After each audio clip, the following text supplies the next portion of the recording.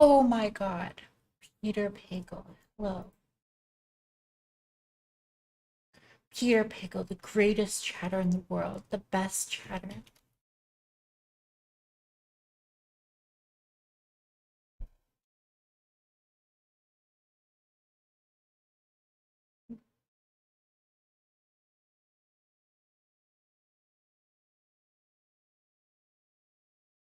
From Germany. Oh my God. Hello.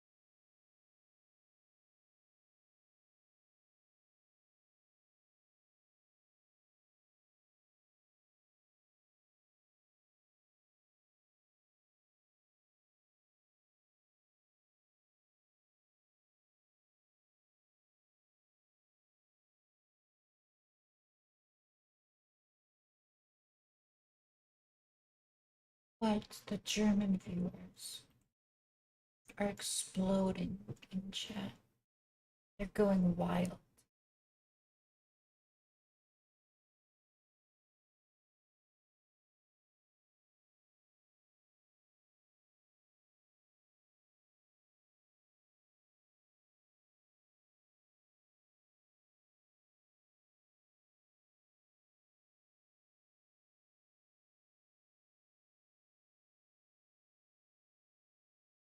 I don't like when Germans start exploding. Mm.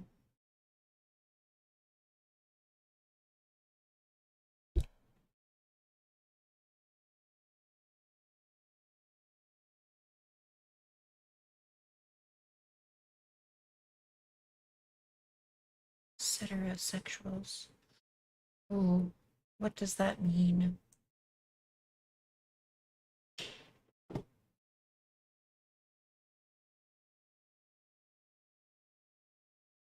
Oh, it's an actual thing.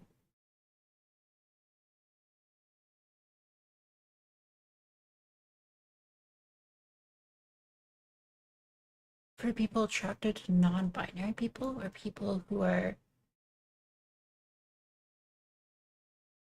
and or potentially binary transgender people.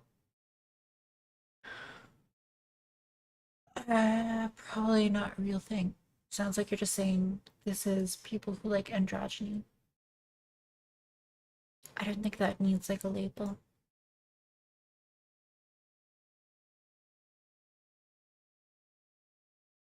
Whoa, Joji girlfriend in chat? Insane.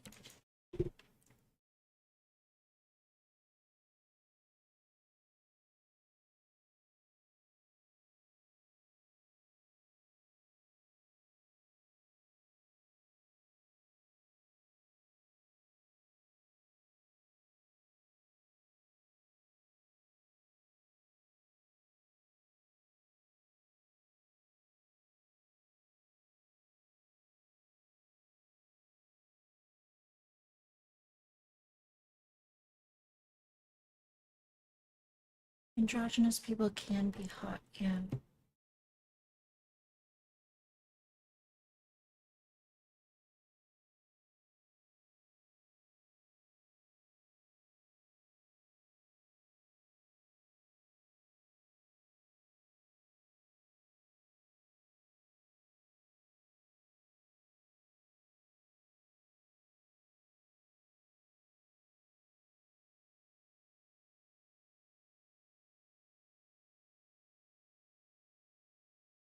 Need to buy shorts.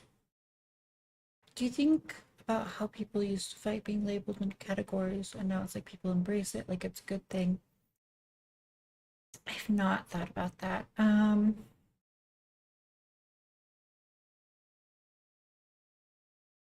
I don't know. I think that in general, people have enjoyed being labeled. I think even when you say something like, I can't fit into categories, you're labeling yourself as like this kind of special person or like someone who is uncategorizable.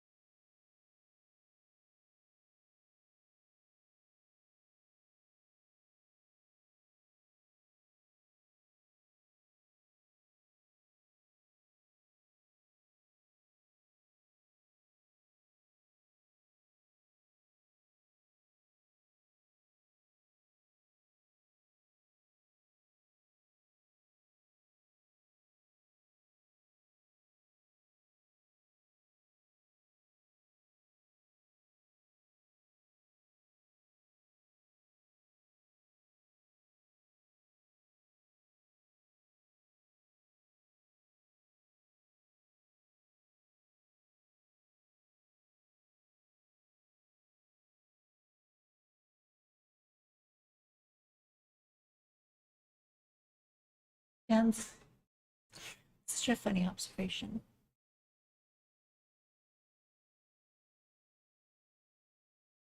They do. I think it's like the specific way they're angled.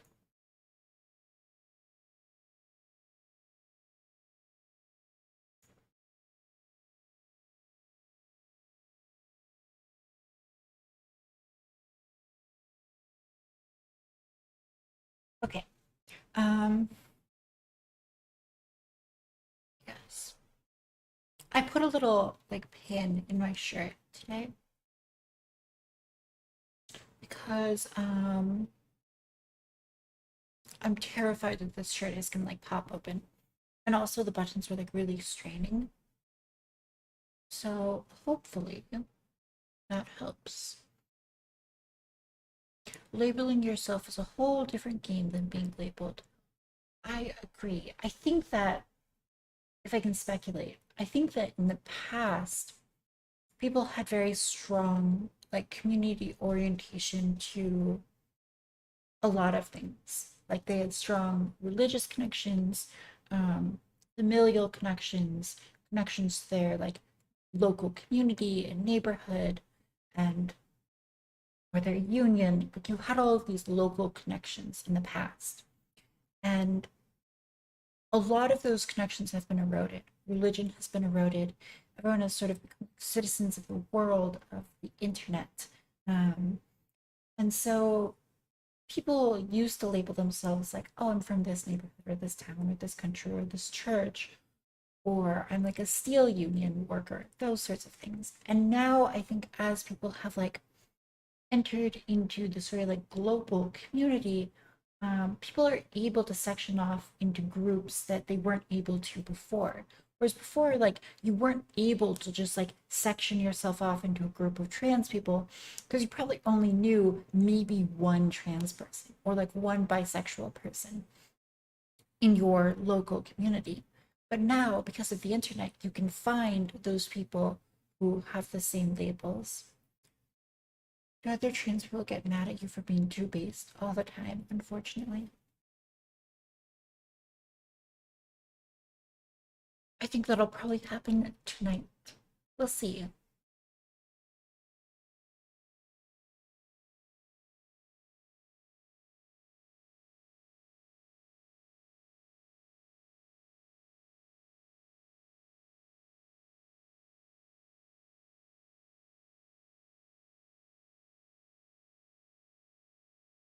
I did watch the Matt Walsh documentary. I thought it was pretty funny, pretty amusing. I think he makes like I don't know. I think that his points about like incoherence of gender ideologues was good, but I don't know. The I don't think that the documentary had like a real clear conclusion or point besides just to say that like these people are stupid and like is HRT good? Is transition even legitimate? But like he doesn't really go into that second half. Um, so it's like hard to critique him on that. Though, did he talk to any base trans folks? I don't know. He talked to like this one guy, this one like trans man who was like, I am dying from phalloplasty and from infections related to it.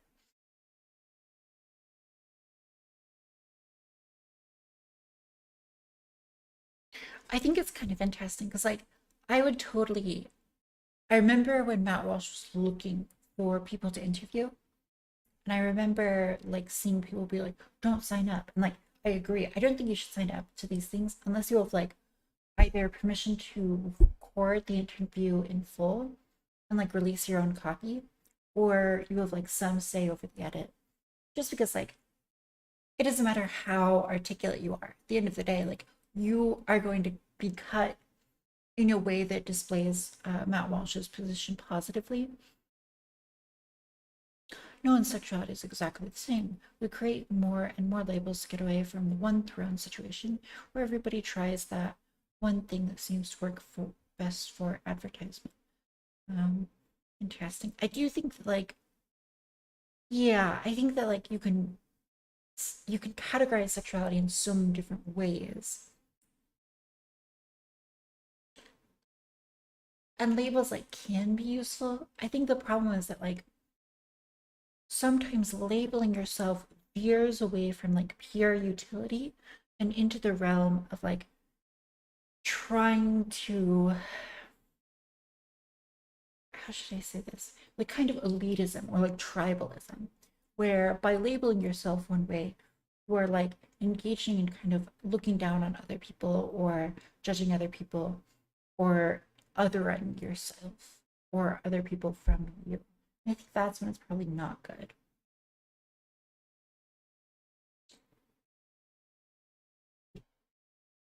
So like there's this term called like sapiosexual, and people call themselves sapiosexuals when they want to say that like they're attracted to intelligent people.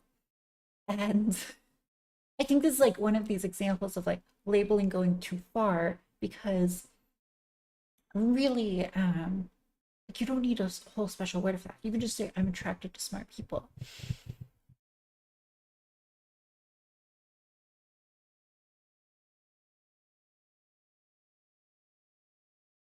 I didn't see the documentary based on clips. It just seems like it's to spread awareness. No, I think it's definitely taking a pretty clear position.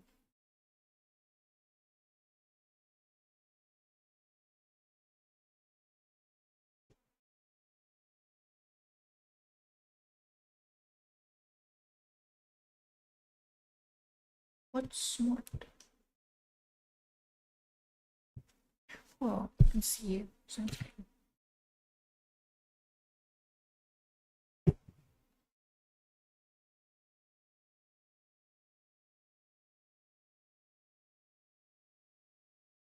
Okay, I think that I need to open Twitter.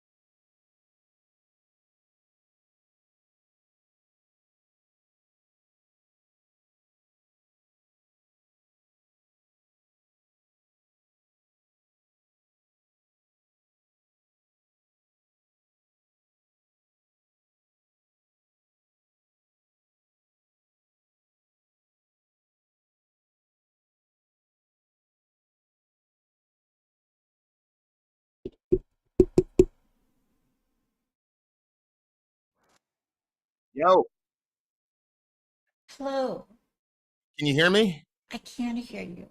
Mm, Can you see me? I can also see you. Okay, excellent. Incredible. Uh, Half Thai, is that how I pronounce your name? Yeah, or you can just call me April, whatever's easier. Okay. All right, cool. Z's on the way.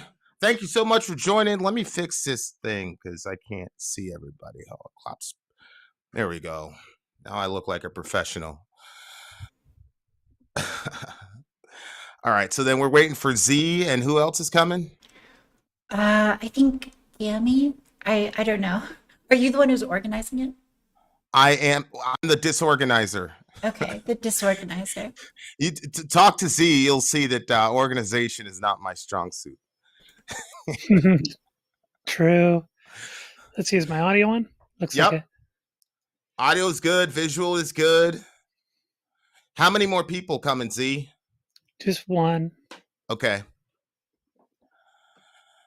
Sweet. You told me to do 3 people in total, Yep. so including myself. I was gonna bring in a cis girl, but she decided against it, so we'll just stay with the panel. Okay. Gami should be coming What any was minute what now. was the cis woman's opinions? I really didn't know, to be honest with you. She's a close friend of mine. We never really had a discussion about trans issues because most of the time when trans issues comes up, it's usually some crazy right winger doing something insane or uncharitable to trans people that is not debatable. You know what I'm saying? Like killing people or whatever. Or there's a recent guy that killed somebody and he got off. He killed a trans girl. I think And he he got killed a off. gay man who was pretending to be a woman. Yeah.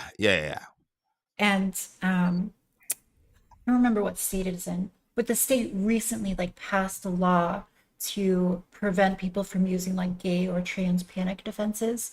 Um, and he used a defense based on like being shocked Come that on. he realized the person was male. And people were like upset because it appeared to be like breaking the law by using this defense. But it was the actual law came into effect like after he made this defense attempt. So it was a whole I drama. didn't. Hello, can you guys hear me? Yep, we can hear you and we can see you. Hi. Which channel are you going to be streaming this from, Vin? Middle America. All And right. only Middle and on Twitter, I think. I didn't know that the whole trans defense. What do you call that thing where they Trans Panic panic. defense. Yeah, Zonia. That was originally BM fan told me about that, and I thought he was lying. Oh, we yeah. we were at a fireside, and he told me about it. I was like, that's bullshit. No way. And I Googled it, and I was like, holy shit. Yeah, I think I remember that. Yeah, I'm pretty sure you were there. Okay. So obviously getting blocked is a major concern. Z, your solution is to play it off and just have the audio, and then we stop and comment. Yeah, if you think I think I should be safe. Are we actually live reviewing it? Well, yeah, that's more kind of the idea. I guess. Kind of the idea. My goal is if there are specific parts of the documentary that you guys call bullshit on, you can basically put your hand up. I'll pause it, and then you guys comment. All right. Or if there's a specific moment in the video that stuck out to you, we can play that clip, and then you guys can take off. It's really up to you guys. If you're trying to upload like a reaction to Matt Walsh, if you have a Cozy TV account, you could react to it on there live and then upload it because they don't like strike you for anything. Plugging Nick Fuentes' platform. What's a Cozy? I'm here with Cozy with TV is like Nazi the enabler. Nazi guy Nick Fuentes owns a site, but like he doesn't allow any DMCA's, I'm pretty sure. Okay. Yeah. Basically it's a free speech platform, though it's going to have probably some issues with copyright at some point because they're doing like sponsorships on there. Yeah, there's no way that's sustainable. Yeah, exactly. At some point, they're going to have to bend the knee to capitalism. Yeah. but it won't be this day. All right, let me just set my thing here to record the video in case YouTube takes it down. That way we have a copy, and Yeah. all of our hard work won't be for naught. Are you going to be live streaming it, or is it just going to be recorded? Well, my original vision was to live stream it, but if you guys just want it recorded, I mean, literally, it's your guys' show. No, I prefer. I'm not streaming this I'm gonna right be now. streaming. Yeah. Okay, and obviously, you guys absolutely can live stream. You can use anything and everything. Obviously, you guys are doing this for us. So, first of all, thank you. Let me just make sure that I can. I have a video copy of it because the bastards at YouTube, I'm sure, are going to try to do something with it. If we screen share on here, does it show up on the stream, or will it not show up on the stream? Try it. Do it right now, because whatever you show right now is going to appear on the screen. All right, let's see. Share. All right, can you see your Middle America channel? Yep. On the screen? Yeah. If that shows up, then... If that would show up on stream, then we definitely don't want to screen share the video. So the problem is getting the audio to come over without screen sharing. And I don't know if you're going to be able to do that. We might not be able to hear the audio unless you screen share it with us. Okay. Gami, what are you seeing on your screen right now? Is everybody seeing what... I'm seeing your I just Discord. see a picture of your YouTube. Was that my Discord showing? Look at that. Yeah. Oh, that's Discord. Yeah, I was just looking at the YouTube. Okay, so you interesting. So it doesn't screen share Windows. It only screen shares desktops. So it would show a lot. Is that good or bad, Z? Let me see. Let me try it again. See if I can get the option to just do a window. Oh, there we go. There's a tab, so I can choose Windows, share. Okay. So now you guys should be able to just see the window. Like that? Yeah, I just see your Firefox or Chrome or whatever. So now if I play this, you should hear it? I don't hear anything. I don't hear the Jews will not replace us. You can't hear it. Interesting. Jews will not... I mean, here I'll play. I'll do a screen share on my side. You guys, let me know if you guys can see / hear it. Yeah. If I can get rid of the 68,937 tabs I have open.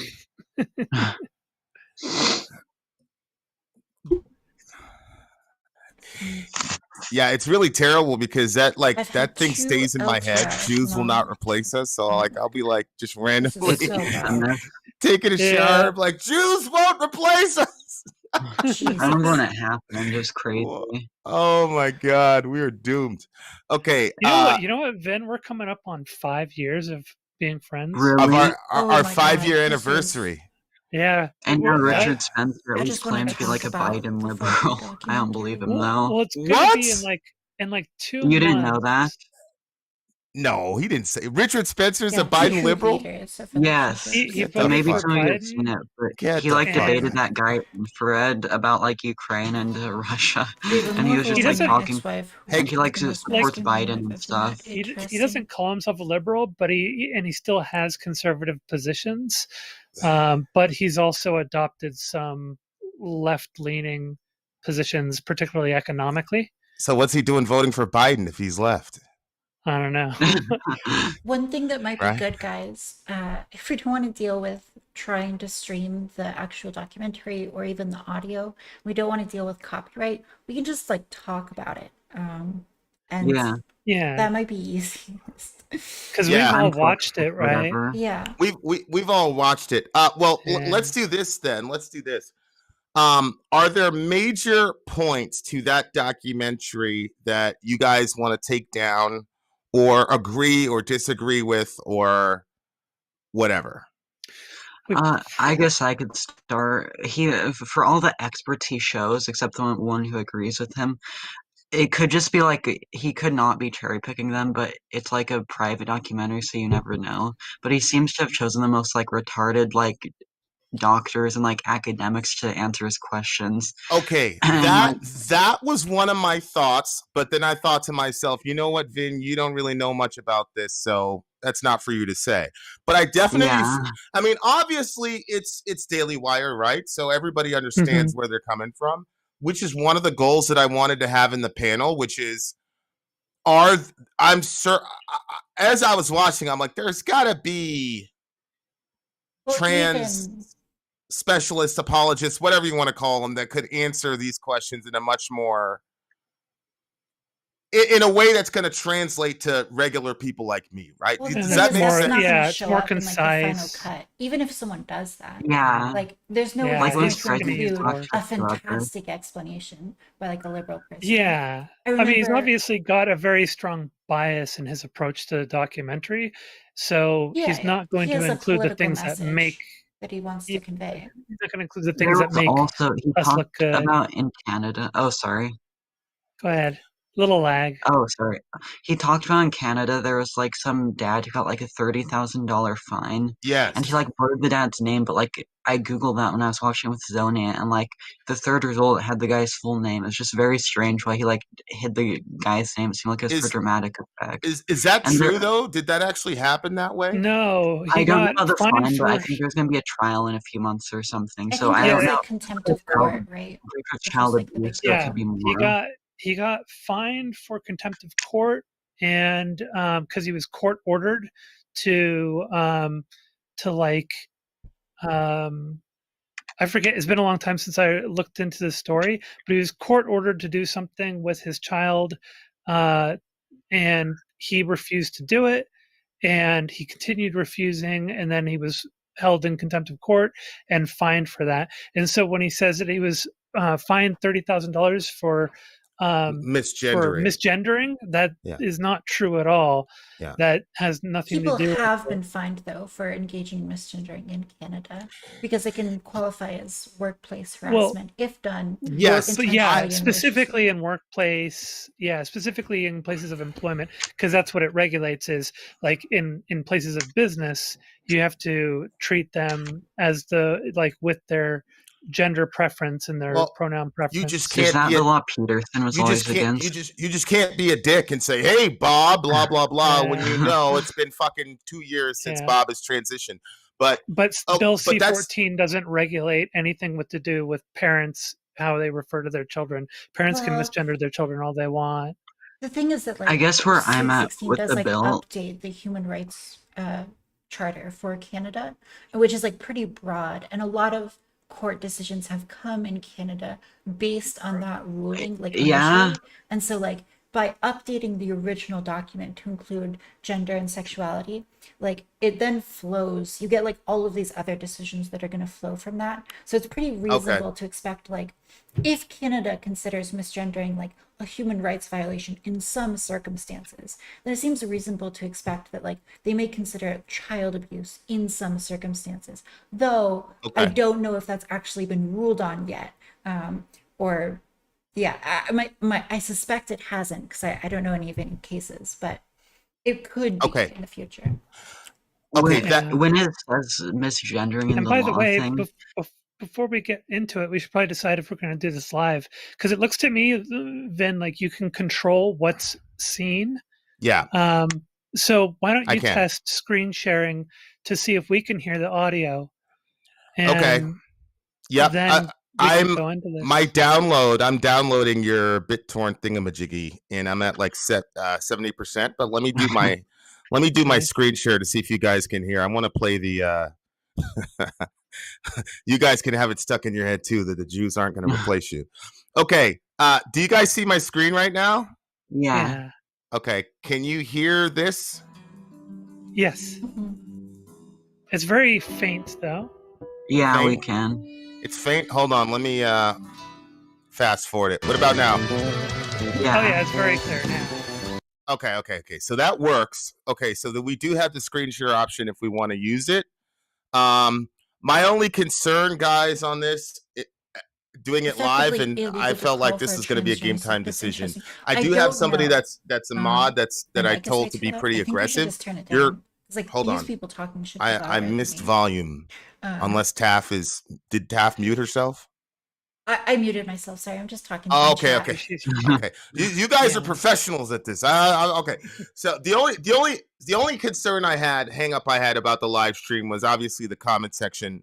I do have a pretty aggressive mod on there, and I gave her some pretty important specifications. Are you guys good with that? And remember, I don't care what they say about me. It's not just you guys. It's going to be whoever ends up watching this, right? So yeah, Gami and I have probably both experienced like massive collective abuse from the internet. So I think we'll probably be okay. Okay. Yeah. All right. We'll do it live then. We run in dangerous circles. Well, Z, I know you. You're a gangster, so. I follow you on Twitter. I'm like, shit, I gotta pray for Z. Mute. Okay. Or lower his volume. So okay. So that's fine. Is there anything like totally red line off limits we're not going to talk about? No, I don't care. Whether just don't dox us. Yeah, don't dox people. Yeah. Yeah. Okay. Dox is permaban. Okay. Yeah, for sure. Okay, good. All right. Well, sounds like we have a plan then. Okay, I'm at 85% for the download. My thought process was to everybody introduce themselves a little bit. Where is everybody politically? Z, you're a crazy anarchist. You just want to set the whole thing on fire.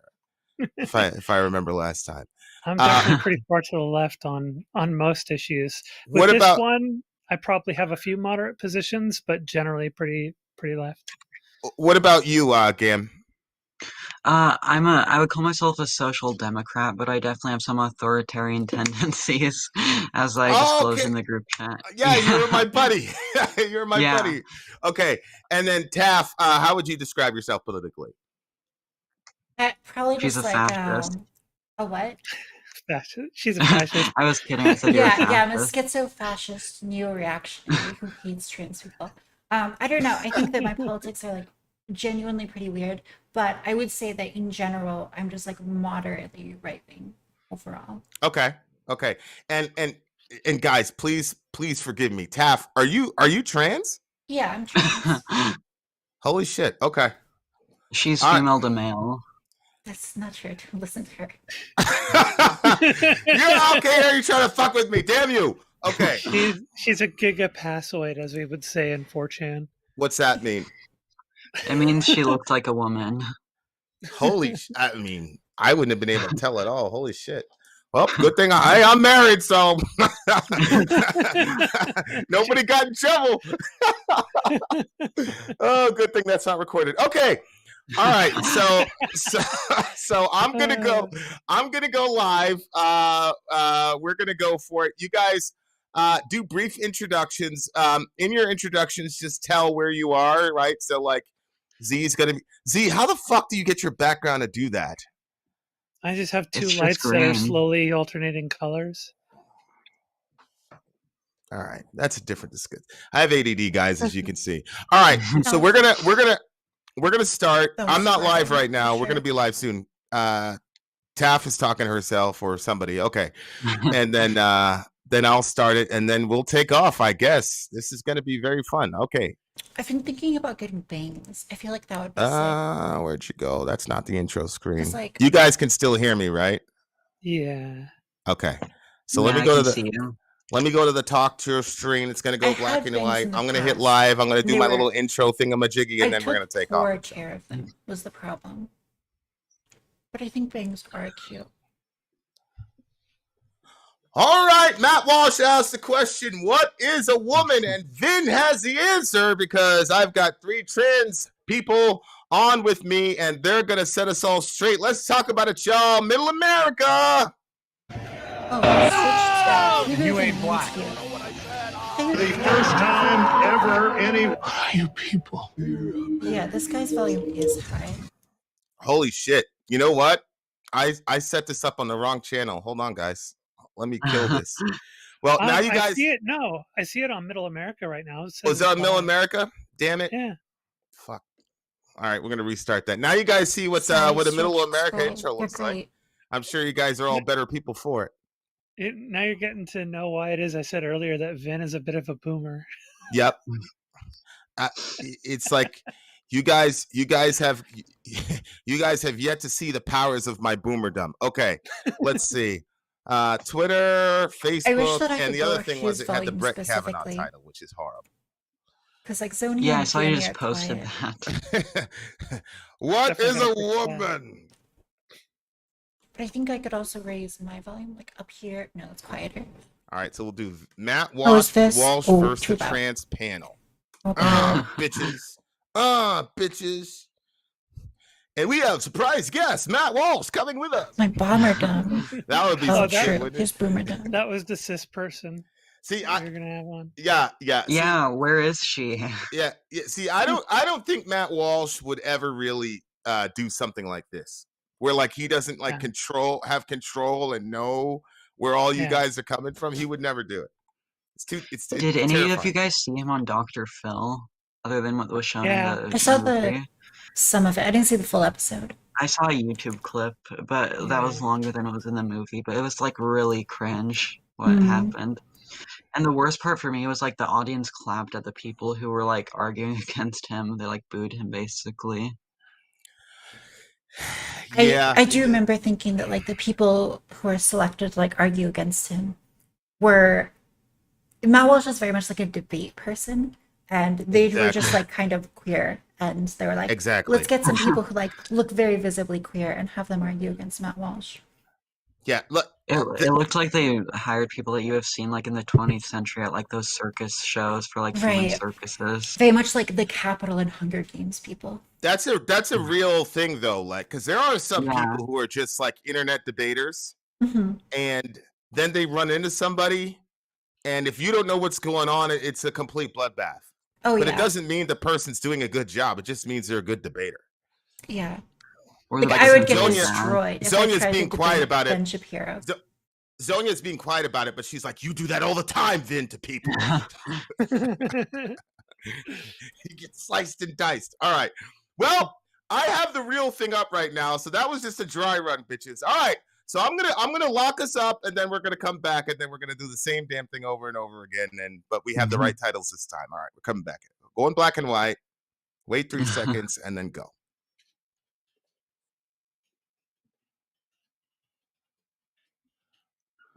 What is a woman? Matt Walsh wants to know. Good news for him. I have the solution because I have a trans panel full of trans women ready and willing to let him know and everybody else. Let's talk about it, y'all. Middle America.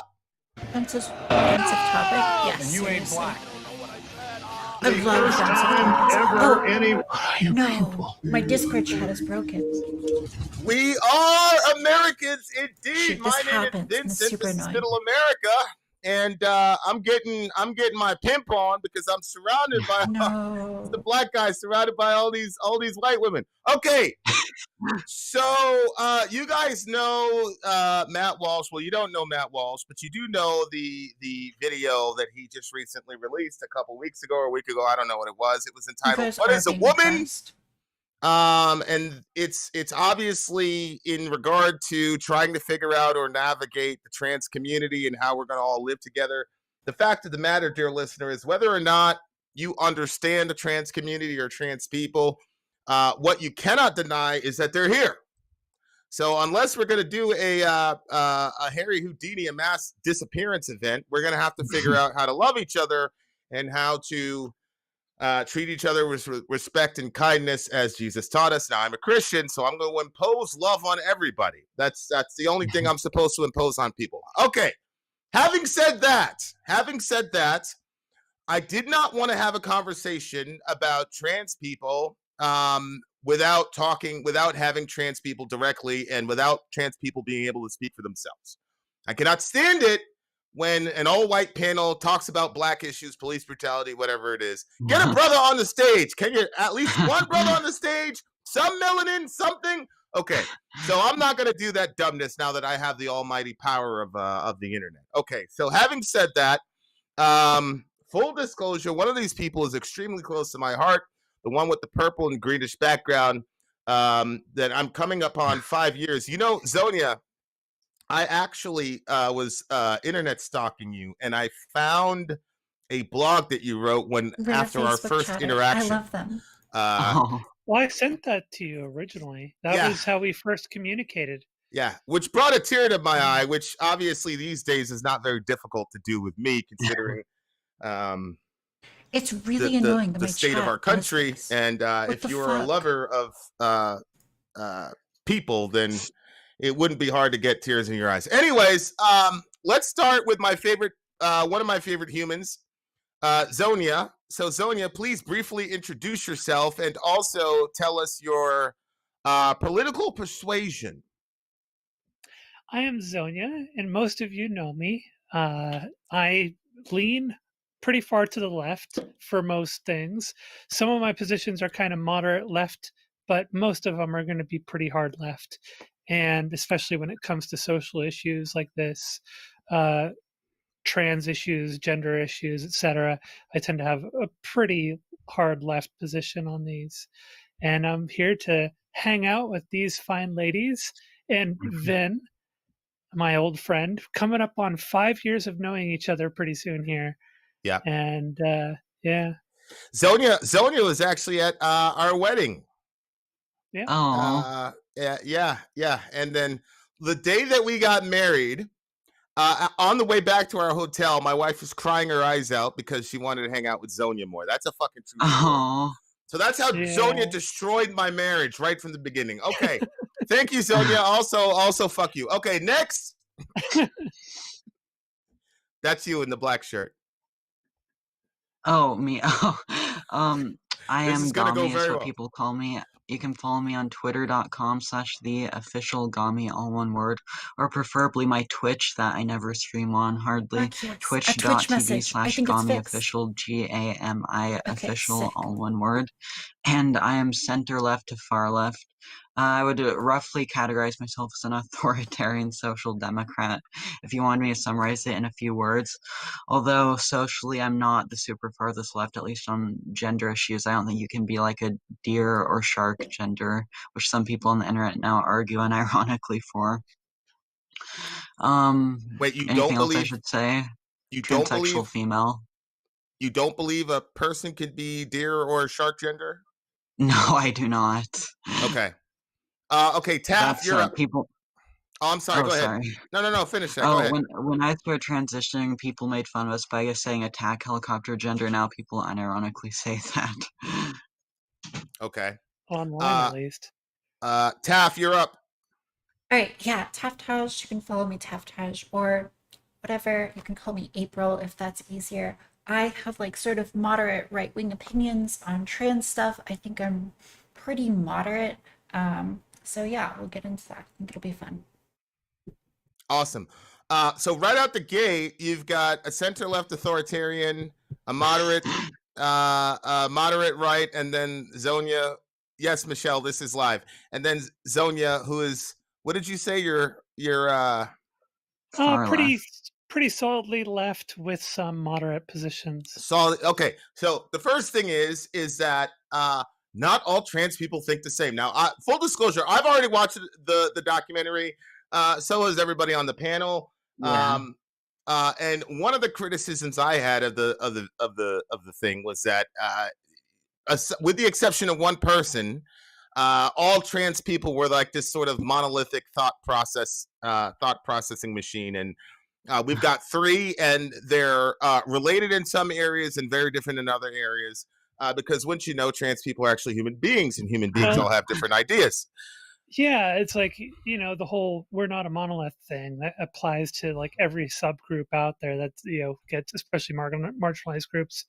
But it was a little difficult tracking down like a conservative leaning trans woman.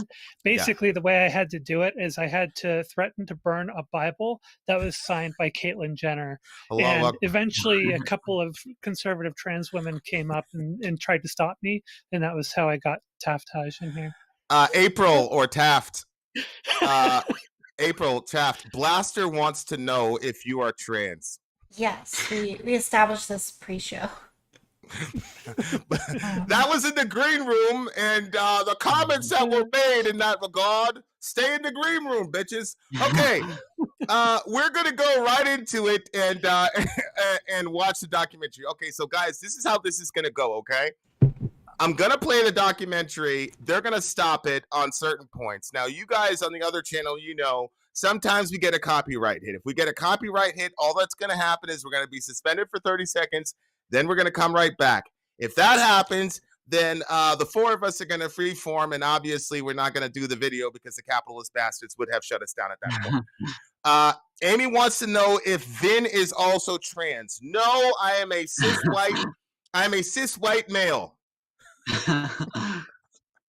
Get it? All right. He's all right, transracial. Here we go, guys. Here we go. What is a woman? Matt Walsh. Let's do it. At some point. There we go. Here's the ominous music.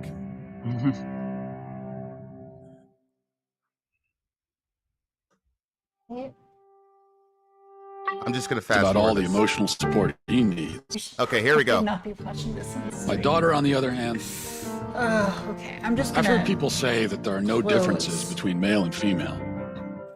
Those people are idiots. I'm a husband. I'm a father of 4. I host a talk show. I give speeches. I write books. I like to make sense of things. But making sense of females is a whole other matter. Even astrophysicist Stephen Hawking, who could come up with a theory on black holes, was completely dumbfounded by women. Watching it on stream. Women, they are a complete mystery. And now our culture is telling us that the differences between girls and boys don't matter. That if you identify as something, then you are that thing. Just like that clip, wasn't the entire conservative outrage? I don't even think it's a trans character. They just had a boy wear a dress. I'm pretty sure I saw Walsh make a thing on it. I don't usually watch him, but I'm pretty sure they literally just had a cross dresser on one of the shows that was a character Muppet, and then they lost their mind. Yeah, and it's when you are we gonna also get outraged about decades ago Bugs Bunny dressing up as a woman to fool Elmer Fudd, right? It's are we gonna call Bugs Bunny trans and then say see what they were doing to trying to do you think it would be inappropriate if it was a trans character? No, right. So even if it were, it doesn't really matter whether it's a cross-dressing character or a trans it's character. Just virtue you would defend it. Yeah. It was basically just a way of manufacturing outrage is what it is. Is that the feeling in the community that there's no difference between boys and girls? I felt like that was possibly a straw man argument, but I mean, to an extent, I think that a lot of times the differences are downplayed within the trans community. So when it comes to sport, a lot of times people will massively downplay the difference between men and women in order to make trans positive arguments. Yeah, that's crazy. But I don't think that you'd get anyone saying that there's literally no difference because obviously then there would be no reason to transition. When it comes to the emotional stuff, like what Matt Walsh was saying in the intro there, though, because he's talking about his boys are basically don't need much emotional support, but his girls need a lot of emotional support. Yeah. That's something that you would probably find more probably in the there'd be a lot of opposition to that in the trans community. There would be a bit more monolithic thinking around that being not the case, right? That boys and girls can both be just as emotionally complex, and a lot of people would argue that it has to do with the way that boys are raised versus the way that girls are raised. Well, I watched this with my entire family, and Zonia knows we have a brood. And at one point I stopped it and I said, look, guys, if you've watched any of our videos, anytime this Uvalde thing comes up, I collapse into an absolute mess. I had to end the show early a couple days ago because it's tough. But my wife it's not that she's heartless. It's just she doesn't feel these things the way that I feel them. So I stopped the thing and said, listen, I need more emotional support for this Uvalde thing than mom does. I need to kind of lean on mom more for this Uvalde thing than vice versa. And I don't think anybody has a problem with questioning my masculinity. So I just wanted to know. So, but I think there is a view from the right-wing side just to be lazy, that all you guys are saying there's absolutely no difference between men and women, boys or girls. And you guys are saying, well, no, we recognize those differences for the most part, or no? I don't want to show this video because I think it'll get me copyright strike. We can't hear you if you're talking, Taft. Yeah, I know. Taft, sorry. I was just responding to someone in chat again. I'm like going in and out. Yeah, no, I mean, just in regards to like emotional depth and complexity between genders, I think that like men do experience like a great deal of emotional depth. One interesting experience that a lot of trans people have is when they go on hormones, their experience of emotions changes a lot. And so like on estrogen, it's like very easy for me to cry. And like sometimes like if I'm just put under enough stress, like I will just cry, like even if I'm not like that sad. And that's something that I never had to deal with when I had a lot of testosterone in my system. And so like that experience, and it varies from person to person, I think does give like a lot of insight into how emotions can feel different with different chemical compositions in your body. Oh, okay. Yeah, and I definitely felt similar. Like once I got probably a good 2 years into estrogen, and of course suppressed testosterone, I was definitely more emotional about things, and it's like things hit me harder and I cry more easily. So there's definitely some element to that. And like emotional states are sort of like longer running for me. When I had, before I got on HRT, emotional states were kind of like shorter and brief, temporary, right? I mean, I think okay. It's sometimes a little bit hard. It's like hormones that trans people take. Yeah, just for definitions wise. I think it's a little bit hard though to figure out like whether or not, like with the crying for me, I don't know if I experience internally the emotions like stronger or weaker, but I think like externally they get visualized like a lot more. So like I think it's where like I would feel the same amount of sadness, but like on estrogen, that kind of sadness, even if it's like very low, might just make me cry. And so this is like I don't unfortunately I don't have like studies on this, but my intuition based on personal experience is that men and women probably feel like a lot of the same emotions but just express them differently. Wow, so actually you guys see more of the differentiation between men and women because you've been on both sides. That's and again, this is why you want to have people like this on the panel, right? Because it's all theory to me until I hear from these folks, which now, of course, it makes complete sense. But 10 seconds ago, I literally didn't know that my entire life. Okay, we could. This is great. We're 15 minutes in and 10 seconds on the introduction. Learning. This is going to be great. We continue. How do we help our kids make sense of this when they're bombarded with conflicting messages about gender and identity? Forget trying to figure out women.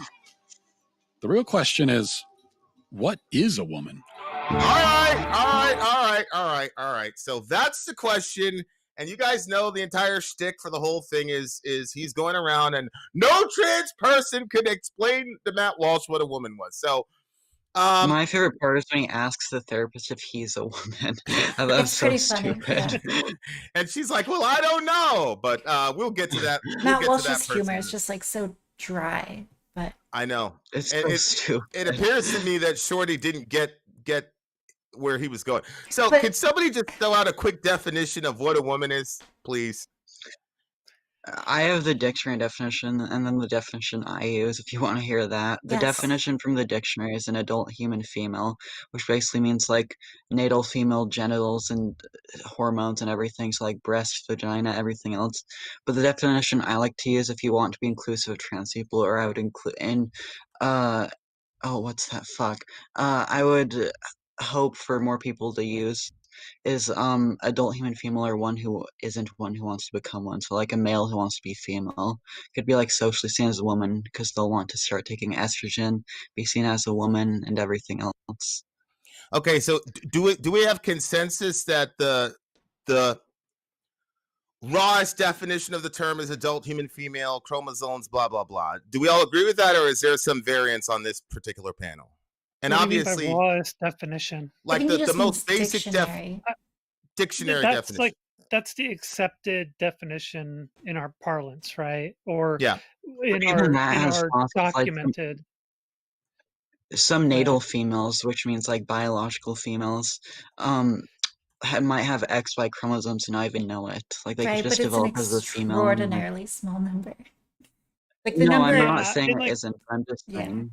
Okay. I don't know. I think that like sometimes people bring up intersex conditions, and it's a little bit of like a distraction, just because like they're the actual intersex conditions that relate to genotypic difference between phenotype or to like ambiguous genitals are like a fraction of a fraction. They lean on one side. Yeah. The other thing is that like, I don't know, I think that in regards to definition, the most important thing is just to have like a coherent definition, and you can sort of go from there. But what the actual definition is, I think matters less than just being able to agree on a definition and move from there in a discussion. Well, like, and this is kind of what goes back to what we were talking about. We have a group chat in Discord that we were all in, and we were talking about this a bit. And one of the things that I was pointing out is that part of the problem with a progressive approach is that you want to be very inclusive. So you want to account for all the edge cases and, you know, all the anomalous cases and such. And so the definition, when you describe it to someone, is going to be very open-ended. It's not going to have a lot of boundaries to it.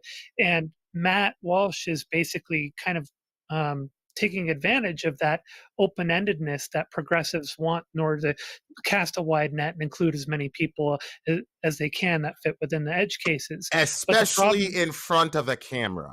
Yeah, and the problem is when you got somebody who is approaching that like Matt Walsh is from a position that is he's effectively wanting to show how ridiculous from his audience's perspective the left is on this, and trans people in particular. So he's gonna cut that up and show that, you know, ambiguity and make it look confusing and make it look inconsistent and incoherent. And, you know, but the reality is that the motivation behind progressive people and a lot of trans people describing it open-endedly is to cast that wide net and include all these edge cases. Mm-hmm. So like I would describe what a woman is much more open-endedly even than Gami would. And because I want to include as many of those edge cases as possible and not be discriminatory, etc. I think the problem with like very open-ended definitions, though, is they just very quickly become unwieldy, just like in a purely language sense. Useless. Like, you can sort of be like this and or this and or this and or this, which like philosophically is like a legitimate way to define the boundaries of something, where you have like conditions that are necessary but not sufficient, or sufficient but, you know, not necessary, and you can be like one or the other. So that's like a legitimate philosophical approach. But if you ask like the average person like what they think of a definition that engages in a lot of like and or, you know, caveating, they're going to think it's like incoherent and ridiculous, which I think is like a big problem for the progressive side, where like they can give these concise, logically, you know, consistent definitions, but they're just not going to make sense to the average person in the way that like a woman is someone who can give birth is like immediately, like it very much makes sense. And that's the definition that like the Maasai tribe, I believe later in the documentary gives, which is like very concise and it's straight to the point. And this is where my pragmatism often will kick in when it comes to things that are more utility. So for like legislation and advocating among like politicians and encouraging them to vote a certain way for trans issues, etc., that's where I get much more pragmatic, and my definition suddenly narrows significantly, because I'm not going to go to I'm not going to try and encourage a politician to, you know, vote on legislation for bathroom bills by including this very open-ended, heavily caveated, progressive definition of gender, because that's just going to lose them. You're going to lose traction. They're not going to care about. They're going to look at you like you're nuts. I can't follow what you're saying, and I can't vote for this. I got to tell you guys, as a evangelical, I don't know what I know what I believe as far as Jesus goes. But as far as like social policy, I find myself because as a black person, when you're trying to pass legislation, you kind of have to smuggle certain things in, or Yeah.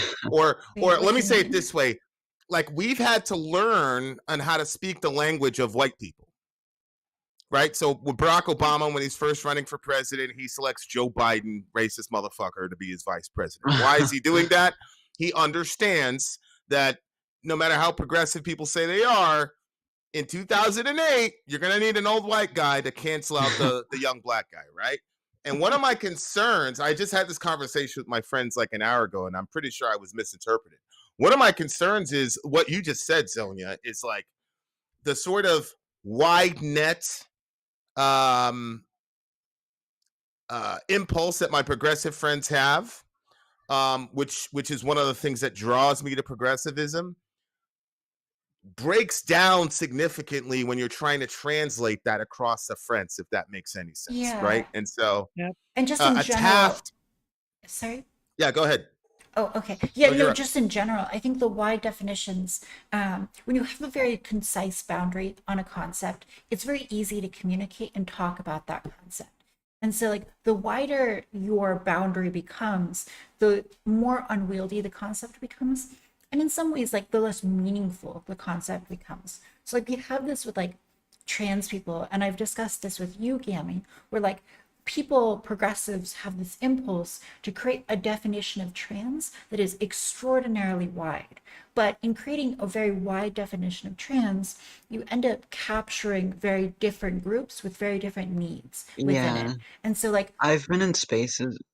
This is especially true with, like, when they say non-binary, where, like, basically everyone could be counted as non-binary, because I've been with progressives who'll define it as, like, someone who doesn't fully feel masculine or feminine, which is basically, like, every person on Earth. Yeah, no one feels which is like just, they like, totally insane fit. to me. It's like, I saw Destiny talk about this, and I agree with him a lot, and I felt like this for a while. That, like, with the non-binary and even some trans stuff, we're kind of, like, pathologizing gender nonconformity in some places. So, Gami, I know you said that this was cringe, but this was actually, this statement from the Dr. Phil show actually stuck with me, and I thought it was very brilliant. And I want to throw it out to you and then the rest of the panel to see what your take on it is. So one of the folks on the Dr. Phil show, when Matt Walsh was there, he said, sex is what's between your legs and gender is what's between your ears. Meaning, you know, sex is a hardwired biological thing. That's a brute fact. And then gender is a subjective, experiential, self-understanding. How would do you think that that's a clean dichotomy? Would you agree, disagree, too simplistic? I would. I mean, I think it's pretty vague what that person said, but because like anything can be in your mind. But I think easily to explain trans, I would say it's like someone who wants to be another sex than what they were born as, is the easiest way to say it. I think that's a very good sort of concise definition of trans. And I do want to jump in on the definition of gender thing as well, because there's this case that comes up later in the documentary, the David Rayner case, which is pretty famous, and it gets brought up today in sociological discussions. And there's actually reading, David Rayner. That's the boy with the botched circumcision that was raised. Oh, was it the money thing? Yes, okay. I do believe it was Dr. Money. I'll like quickly summarize it. Basically, he had a botched circumcision, and he was recommended, the parents were recommended by the doctor to perform sex reassignment surgery on him and raise him. Yep, that's a picture of him on screen now, as a girl. And he had very sort of like masculine interests growing up. When he was eventually told that this was his history, he ended up, you know, transitioning into presenting male, and eventually very tragically committing suicide.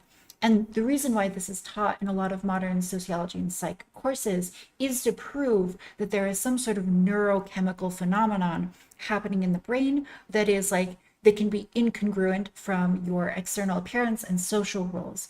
And so I think that when we talk about gender, sometimes we're talking about that neurochemical phenomenon that makes it like so people feel incompatible with either their sex or their social roles. But other times when we talk about gender, we're talking about cultural roles and expectations. And I think that that's really kind of a sticking point. And ideally, I would love for people to separate between gender, what is happening in the brain, and gender expression, which is all of the cultural stuff. But you do hear these things being used interchangeably, and it is sort of confusing. I also think that in regards to defining what is a woman, you can really define woman on these three categories. So you might say woman sex, woman gender, and woman gender expression. And someone might fit into one or all of these categories to a different extent. And really that kind of use of language would probably be the most concise and efficient for explaining things, but doesn't fit into our English language in a neat way. Yeah. And even though I disagree with Gami and Taft both on their definition of what is trans, because I wouldn't say that it's someone who is one sex and wanting to be the other. I wouldn't define it that way. But there is, I agree with a lot of what Taft just said, because there's a lot to sort of unpack there. One of the problems that I run into is I want to be very allowing for gender, for gender open-endedness, right? To allow people to express themselves and identify how they want to be and express how they want to be and be very inclusive. But there's also sort of a double-edged sword to it. Right now in the trans community, one of the problems that I see, just today alone, one of the people that I follow on Twitter quote tweeted something out, and it was a blog post by a trans woman who is talking about why it is that she's so good at clocking eggs. Oh God. And eggs are the term of people who haven't come out yet and may not even know that they're trans. What does clocking mean? Clocking means when you got gaydar and you can tell if somebody's gay. That's what clocking is, but for identifying trans people. Transdar. Yeah. Basically. Okay. And so this trans woman wrote up this whole entire blog post on it. And this is somebody who gets a lot of attention. They got a lot of followers. And it's how it is that they identify trans people who don't even themselves necessarily know that they're trans. And the problem with this is that there are a lot of people who just don't identify strongly with particular gender traits that may be innate to their sex, right? And wanting to be exercised or masculine in that regard. You'll have men who are who don't share a great deal of masculine traits with their fellow men, right? But they're not necessarily trans. And that part of the problem is that with a lot of this, the sort of modern online left especially, but progressive approaches, it's it wants to be so supportive of trans people that sometimes it moves in this direction of, oh, you're kind of a feminine guy. You might be trans, you're probably trans. And then it gets to a point where it's almost coercing that kind of, you're trans. You don't even know it. You're an egg. And I've clocked you. That right? Social contagion argument that Matt Walsh uses. Well, I think it's just concept creep is what Zonia is more talking about. Concept creep would be a better way to describe it. It's not so much that social contagion is a popular term to use right now over the last several months, and it's overused because everything is social contagion, anything popular, right? So it's better to just say, here's a group of people who want to be supportive of trans people and trans people being visible and coming out. And here's the scope creep of that, where it suddenly gets into more problematic territory of declaring people as trans when they don't even feel that they're trans. Well, specifically what I'm talking about is you guys will forgive me for skipping over the Africa go ahead part, because that was racist as fuck to me, but anyway. Even the savages over there in Africa know, and They're knocking he off actually he had a good point for it, because he did it because one of the common arguments from the trans community is that tribes oftentimes had third and fourth genders and arbitrary genders, which I know that some of that has been traced to certain tribes in the Americas and certain tribes in Asia. I wasn't aware of any tribes in Africa that actually had that, so I'm sure there's one at least. Well, yeah, the thing with like the tribes in America is that like Two-Spirit was invented in like the 90s, and it's just like a complete like modern construction. They did have that, like medicine men were often actually Taft, or were oftentimes more gender ambiguous, or because they were not because that they were like trans, but because one of the things that we've learned more recently is that they may have been actually autistic. And so they didn't as strongly identify with being, like, because a lot of autistic people oftentimes don't strongly identify with gender roles. Well, there's also a huge they don't get the comorbidity cues, right? between autism and transgenderism. Yeah, I'm autistic. You are? Yeah. Fun fact, when I was in high school, I remember we've been together for 5 years, Zonia, and I'm just now finding this out. I hide it well. People would constantly come up to me and be like, you know who you remind me of? Sheldon Cooper from The Big Bang Theory. No. I got that all the time. I'm not gonna lie. Like, you've got that like super computer intellectual thingamajiggy going on there. Okay, so Taft, before I play this clip, the two-spirited thing, I literally an hour ago just had a conversation. Somebody brought up the two-spirited thing. You're saying that's a 90s construct? Yeah, it was invented like within the past 30 years. The term two-spirit was. The term, and it's like, the problem as well is that like in America, indigenous cultures were like just like completely wiped out. And so there a lot of like cultural fragments just like don't exist, or they're an amalgamation of like tribes coming together and then building like a new shared culture. So like dream catchers are like a good example of this, where like dream catchers originate from like very specific tribe in Northeast America, but they've sort of like been spread out to all sorts of indigenous tribes, where like you'll go to Southwest Colorado and you'll see them being made, even though that doesn't have a historical basis. There is like a kind of pan-indigenous cultural mixing that occurs. And so like you can argue that the two-spirit term is like an artifact of that kind of amalgamation, where you had like tribes with a variety of different gender expression, cultural expectations for gender, and so on. And even like Zonia is saying, people within the culture who did not present in a particularly masculine or feminine way. And so you get like this very broad term to sort of capture the variety of expression between, indigenous peoples. And that's like, I think the Steelman reason for like understanding why it's such like a modern construction is that it's like trying to describe all of these older traditions. Yep. And by the way, to kind of respond to Here Goes and what they said, Here Goes said, think the Africans was to imply that this is a modern or first world problem.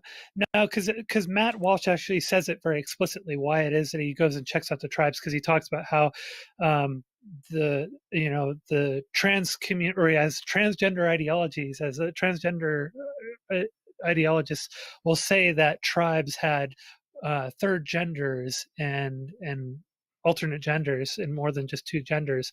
And then he goes and says, well, let's take a look to, in Africa. So he does actually talk about it potentially being like a first world problem. He kind of uses that as a catalyst for that. Yeah. But he's also trying to debunk the claim that tribes had, more than two genders. Yeah. So I would argue that it is like in many ways a modern problem that is accelerated by technology, which might be like something that is debatable, but yeah.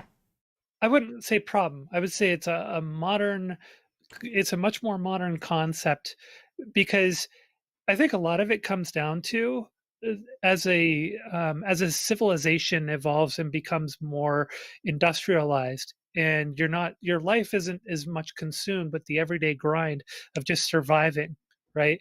You have a lot more opportunity to explore yourself as a person and to embrace certain things that you normally would kind of like suppress. In a way, we become way more.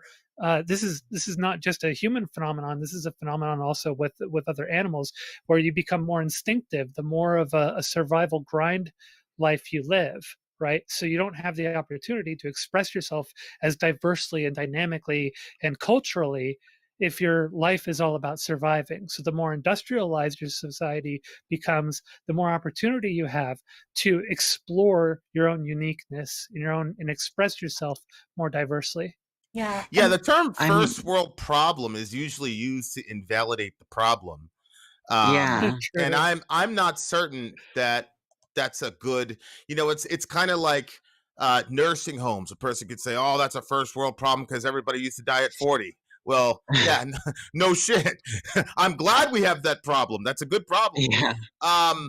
So I don't know if you guys are familiar with Deborah So, but she had a part that I wanted you guys to interact with as well. Was that? She's the one who was on Joe Rogan. I recognized her from Joe Rogan, and she got fired. Or so I think she debated Walsh too. I didn't really pay a lot of attention to her, to be honest with you. There's a big old canceling that happened. I don't know if it was in person, but I know they had like a call and they talked. If she's the one I'm thinking of who talked about, she did really bad in that conversation. Mm-hmm. So I think she was very conciliatory, if I remember correctly. Too stifling politically, especially when it comes to the topic of gender identity and the science of gender. It is absolutely like your bloody career. I'm a dangerous man, I've been told. Here's Jordan Peterson. Jordan Peterson's on the way. Does anybody know who the lady in the purple is? I have no clue. I've never seen her before. She looked familiar to me, but I couldn't place where I had seen her. It's probably like some coverage from TYT a number of years ago or something. Shout out to TYT. I haven't watched them in ages. Are you worried about reprisals? Are you worried about how this is going to play among your professional peers? I am worried that I can't have conversations with any other peers. I don't know any other peer that will speak to me around these things that question it. I just don't think developmentally this is helpful to our children. Oh, I think she looked familiar to me, but I realized that no, she's not anybody of importance. Like, I don't think she's been covered in the news. But I remember she looked really familiar to me, and I was thinking that she's just like a nurse or something like that, or nurse practitioner in the field who feels stifled. Yeah, we're going to talk about the kids and the hormone blockers in a second. I just wanted this part with Michelle O, and of course there's Jordan Peterson. So we'll play it, and then we'll have context from Michelle. Then we'll jump into the whole puberty blocker situation. Here's Jordan Peterson with Matt Walsh, who my wife is in love with Jordan Peterson, by the way. Every day she's like, Jordan Peterson said this. I was like, I said that 2 years ago. I never get any credit. Fuck Jordan Peterson. All right, we're back. April likes him. Step wrong as a therapist. You say the wrong thing once and like your bloody career is over. And now it's the same with physicians. How's that going to work? You're going to go have an honest conversation with your physician when he's terrified out of his mind that he'll say something politically incorrect during the diagnostic processes? Hey, man, you're sick with whatever you want to be. See you later. You want a prescription for something? I left academia because the climate. Okay. Do you want to talk about the Jordan Peterson clip? I do want to talk about the Jordan Peterson clip. I want to talk about both Jordan Peterson clips because there's another moment where he says some stuff that's actually pretty accurate. Yeah. What can I back up on? He might talk more about like affirming. Sonia's agreeing with Jordan Peterson. I have to find this clip. Well, sort of. The way he's using it, I'm not agreeing, but I'm agreeing with the overall statement that he's saying. Okay. I've been reading a lot of like Jonathan Haidt recently, and I've been like so cognitive behavioral therapy pills. I don't know who this is. You don't know who Jordan Peterson is? No, the person who Jonathan Haidt. I don't think they're explaining this. And it isn't measurable. So do we need it? Why can't we just say temper? All right, here it is right here. I think this is the quote you're talking about here, Zonia, with Jordan Peterson. Yeah. One parent wants to affirm the trans identity. The other parent doesn't. Who wins that battle? The one who wants to affirm. Every time? Every single time. She's talking about the law in Canada. Again, guys, we're going to get to Canada in a second, but this is her talking about the laws in Canada. And Blaster, you can disagree with Jordan Peterson, but you can't say the man's a clown. He's like one of the most educated people on the planet. We continue. Goal is to get the parents to affirm the kid. Oh, this is oh no. There's no such thing as a gender affirming therapist. That's a contradiction in terms. What? Okay, that confused me when I watched it. Yeah. What does that mean? We'll play That's it. just as a Yeah, just continue a little bit. Yeah, play it through a little bit more. Okay. Because you don't affirm if you're a therapist. It's not your business to affirm. You come to see me because there's something wrong. Maybe you come to see me because a destructive element of you is wreaking havoc in your life. I'm on the side of the part of you that wants to aim up, man. That's what I'm on the side of. Okay, now I don't know what that means in your case, but we're going to talk about it. Am I going to affirm what you think? No, it's not up to me to affirm it. You don't get a casual pat on the back from a therapist for your pre-existing axiomatic conclusions. That's not therapy. That's a rubber stamp. Is anybody... Yeah, and that's true. So pause it. Okay, okay. So he's saying... Yeah, it's like, I don't necessarily agree this being like applied to this situation, but I agree overall that is the role of a therapist. You don't go there to say, hey, I'm trans, I'm a woman, and then the therapist goes, okay, I agree with you, and then you walk away. You don't go to a therapist for that. You go to a therapist for them to kind of get you to open up, to be more honest with yourself, and for them to provide a little bit of like insight into what they're observing in how you describe things. Yeah. And so, That's that fair. is the role of a therapist overall. But there is also specifically gender affirming care, which is something completely separate from that does oftentimes include a therapist to help ensure that you are like going through the process in a manner that isn't either harmful or causing issues for you. Like depression can be a thing that occurs along the process, not just depression prior to transition, but during transition and even after. Like you get post-op, there is depression that can occur from that, particularly for AMABs, assigned male at birth, who male to female transition. So there is gender affirming care that includes therapy, so you don't want to conflate what it is that Jordan Peterson is describing as therapy in general with gender affirming care that includes therapy. If I can jump in with there's a really good example of this, which is like phobias. So if someone comes into 1 second, sorry to interrupt you. Is there anything that Z said that you disagree with just now? Yeah, sort of. I'll explain this really quickly, or try to. And it relates to the phobia. So if you go to a therapist or a psychologist for a phobia of like spiders, you have arachnophobia, right? It turns out that there's like a great deal of literature on how you actually help the person to deal with arachnophobia. And the way you do that is with exposure. So you introduce them to the thing that scares them in small, safe elements. And basically you train their brain to no longer view themselves as weak or as scared or, incapable of dealing with the fear source.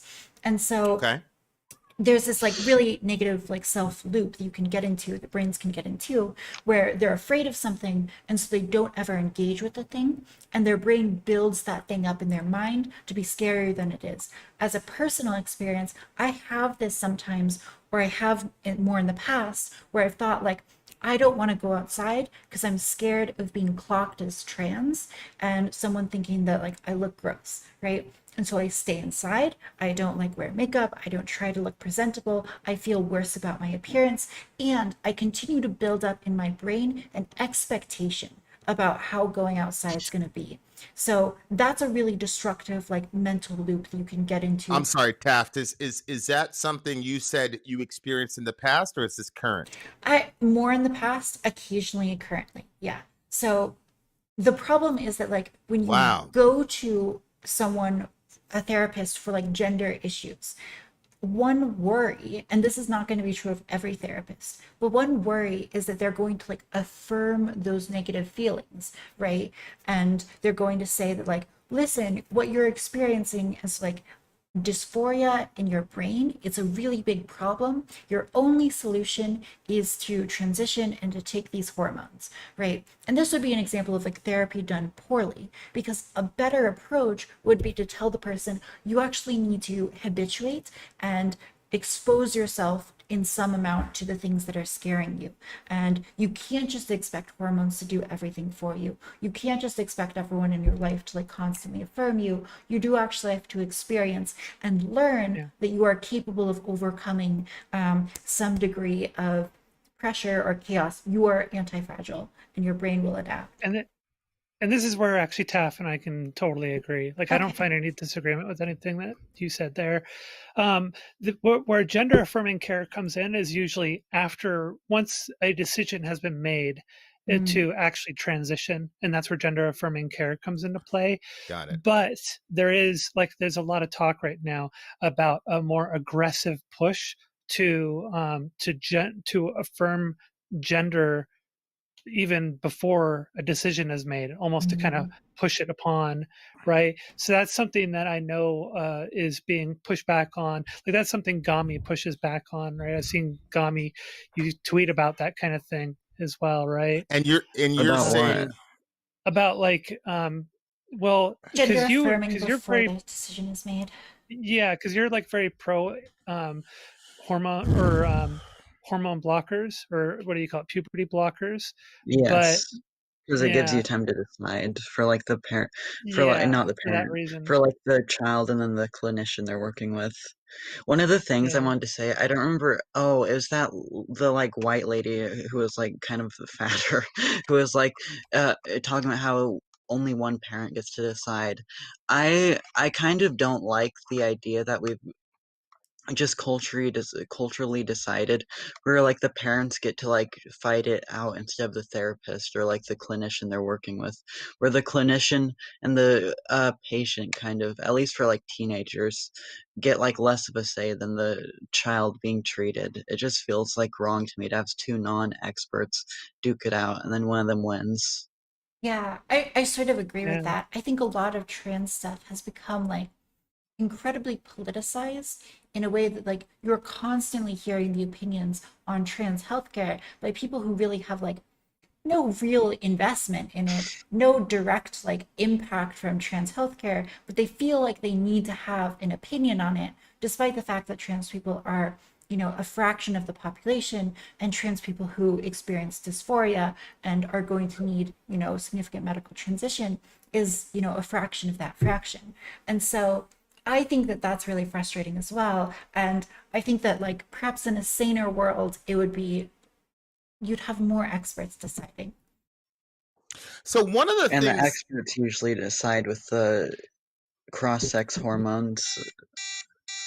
And you want to also ensure, like going back to what you said, Taff, about the politicized portion of it, and going back to what Jordan Peterson was saying, you want the experts to have the freedom to make that expert decision through analysis, not through social pressure wrong. I think or you can have politicization. an opinion on it. That's fine, and you should be encouraged to explore things. But I don't think you should be involved something in the and you affirmed something, progress. Zonia, that was very intriguing, where she was talking about the arachnophobia, and the way you deal with arachnophobia is exposure to, you know, spiders, or the way you deal with heights is you know, go on a roller coaster or whatever. And that'd be a harsh way to a bit extreme, yeah.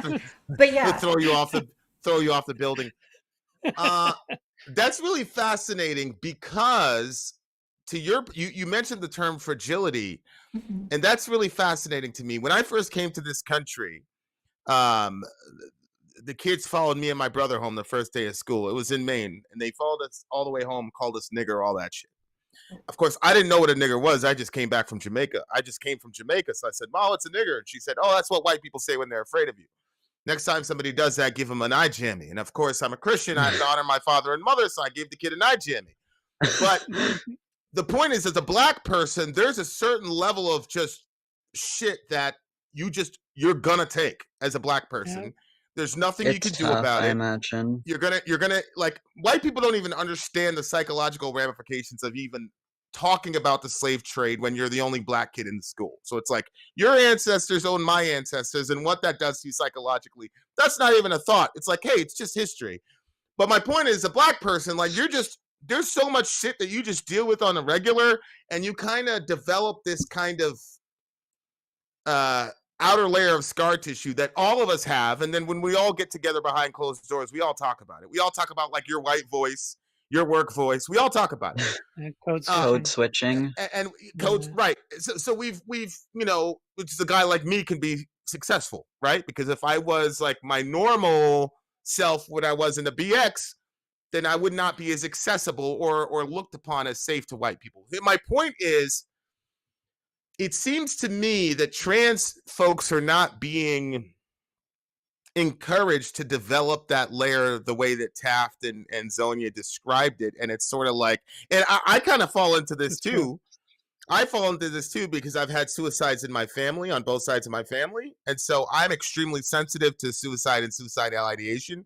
And so there's this kind of narrative that if anybody says anything that a trans person, you know, whatever, they're all going to jump off a bridge and kill themselves type of situation. Yeah. So how, and what you said, Taft, was really fascinating. Like, and all of you, like, the puberty blockers and even radical surgery is part of affirmation care. Part of that also is, am I being read as a man or a woman, yada, yada, yada. And then how to develop that sort of scar tissue so you could just function in the world. Because the backlash that happens with cis people who have no interest in understanding trans people, it's like, we've got to cater our entire society to 1% of you guys. So how does that, do you see that as an issue? How does that get rectified? Is that a conversation that happens in the community that we're excluded from? I had a conversation with a friend really recently where I saw a TikTok. This girl was complaining because she said she gets gendered female and she's a trans woman, but she's still not happy with this because she fears that even though people are gendering her female, they're not actually internally thinking of her as female. And I think that... How does she know that? It's just like a fear, right? Just a gut feeling. Yeah, and so like, because there's so much social pressure to not misgender people, right? So automatically you kind of, if depending on your dysphoria and how it manifests, you may be constantly questioning, like, are they actually seeing me as I'm expressing, or are they just being nice to me? Yeah, and in psychology, there's a term for this, right? Where it's like mind reading, where you're like guessing at what the other person is thinking, and you're like hurting yourself by imagining that they're thinking negative things. And it's actually like an incredibly destructive behavior you can't be encouraged to do. But you see, like, in the comments and in the discussion that I had with my friend, she was like really giving a lot of like defense for this kind of behavior. And I think it's just like, it is a kind of toxic behavior that's going to hurt you in the long run.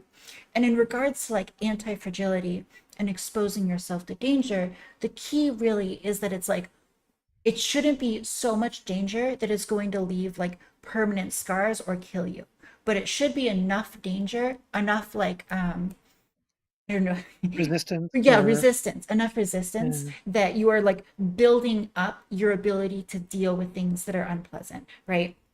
And so I think that's really the key. It's kind of hard to generalize, I feel like, because for someone like me and Taft, who like transitioned on the younger side of things, it's easy for us to say that. I guess I just want to empathize with the people, because they're like people who transition when they're 50 and will probably never be seen as a woman. So I can understand them being a lot more fragile. I'm the representative shroon here, so don't say that. The representative what? Nothing. I'm not going to describe. That's like you'll mean get thing in to trouble. say for trannies. You'll get in trouble then. Okay. But okay, I can say it. That's like you can't repeat what I said about my experience when I came to America. I got you. Yeah. I got you. So I started transition in my 30s, and I'm in my 40s now, mid 40s, right? And holy shit, you must be half black, Z. You don't look like you're 40. You must got some melanin in you somewhere that's keeping you young. Oh no, I got that very Irish skin, but thank you. Sunscreen. So I don't really have, for me personally, I don't even care about misgendering. It doesn't really bother me. I don't really care what other people are thinking. Most of my dysphoria has to do with the way I see myself. Like, I have issues looking in the mirror and seeing myself. I have a lot of psychological, baggage with how, my body matches my internal schema. Externally, I don't really care, unless it's like the only time I really care about opinions is when they come from people that I know really well, that are like friends, where there's enough of my own personal energy invested in the relationship with that person. So then I care. But when it comes to just strangers in general, or even people that I kind of casually know, I don't care. I think a lot of that has to do with like growing up in a culture that was way more insensitive to being to expressing differently and non-gender normatively. Mm-hmm. So growing up in the 80s and the 90s, very different picture from today. And so I think for a lot of other trans women that I know that are in my age group are similarly resilient to those things. Or like I grew up in like a very rural conservative area, and I have a lot of the same mentality. I grew up in a liberal city, but I went to school and like started like transitioning. I wasn't out publicly as trans at the time, because I started transitioning when I went to school. Like, I started the puberty blockers thing right 2 days into the year Trump, or 2 days into the school year, that a few months later Trump would become president. So it was very interesting. I went to this school that was in a liberaler city, but I went to one on the outskirts. It was very conservative people. Most of the kids were pretty homophobic. Some were racist, and a lot of them were very, very transphobic. And the ones who weren't were like, it's hard to describe to like someone who wouldn't get it, but it's like the overly affirmative. Like, they treat us like the gay best friend, if you guys can understand that. Yeah. The token. Where it's like they otherize you. Half my friends are black. I can't be a racist. Half my friends are black. Yeah, it's the really token weird. tranny. All right. But though I would say that you, in a way, Gami, like did the roller coaster approach as well, because you do. I did what? You do the roller coaster approach, right? The extreme approach, because you're a TTT poster, right? So, no, people say that, but it's not even really true. Like, I view the subreddit thing on my, like, which is just like funny posts from it, and like, I people like have this very weird conception of me that isn't true. I was never very frequent on that forum. I find that relatable, because I've made like 2 posts on there, or I don't know, I've made like a dozen posts maybe, and I had this like reputation of being like a 4chan person, and it's like, people I do not browse this website. Like, I haven't looked at this website in like years. Well, especially if you've got a trip code, right? So then people are like, "Oh, you're a channer." Yeah, nobody knows what you guys are talking about. All right, we continue. I know. Point explaining to these kids the real long-term consequences of hormones and puberty blockers. I don't think they're explaining it to the kids. So that has frightened me, that it's become, that we're even talking to the kids about it at 10. We're presenting it. Okay, again, we're going to talk about this in its own section. The lab rats. Biological sex, binary. It's been binary for like 100 million years, longer than that. Temperament is not binary, temperament or personality. So it's gender. Temperament is gender? Well, gender is not a good word, because it's vague and it isn't measurable. So do we need it? Why can't we just say temperament? What do we even need the word gender for? Well, I don't need it. Yeah. But what I would say is that people who talk about the diversity in gender are actually talking about diversity in personality and temperament, but they don't know it.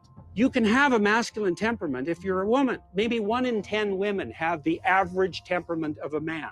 And you can have feminine men temperamentally. And it's not that uncommon, because the differences between men and women temperamentally aren't that great. There are masculine girls. There are feminine boys. What are we going to do about that? Carve them up? You as someone pause there?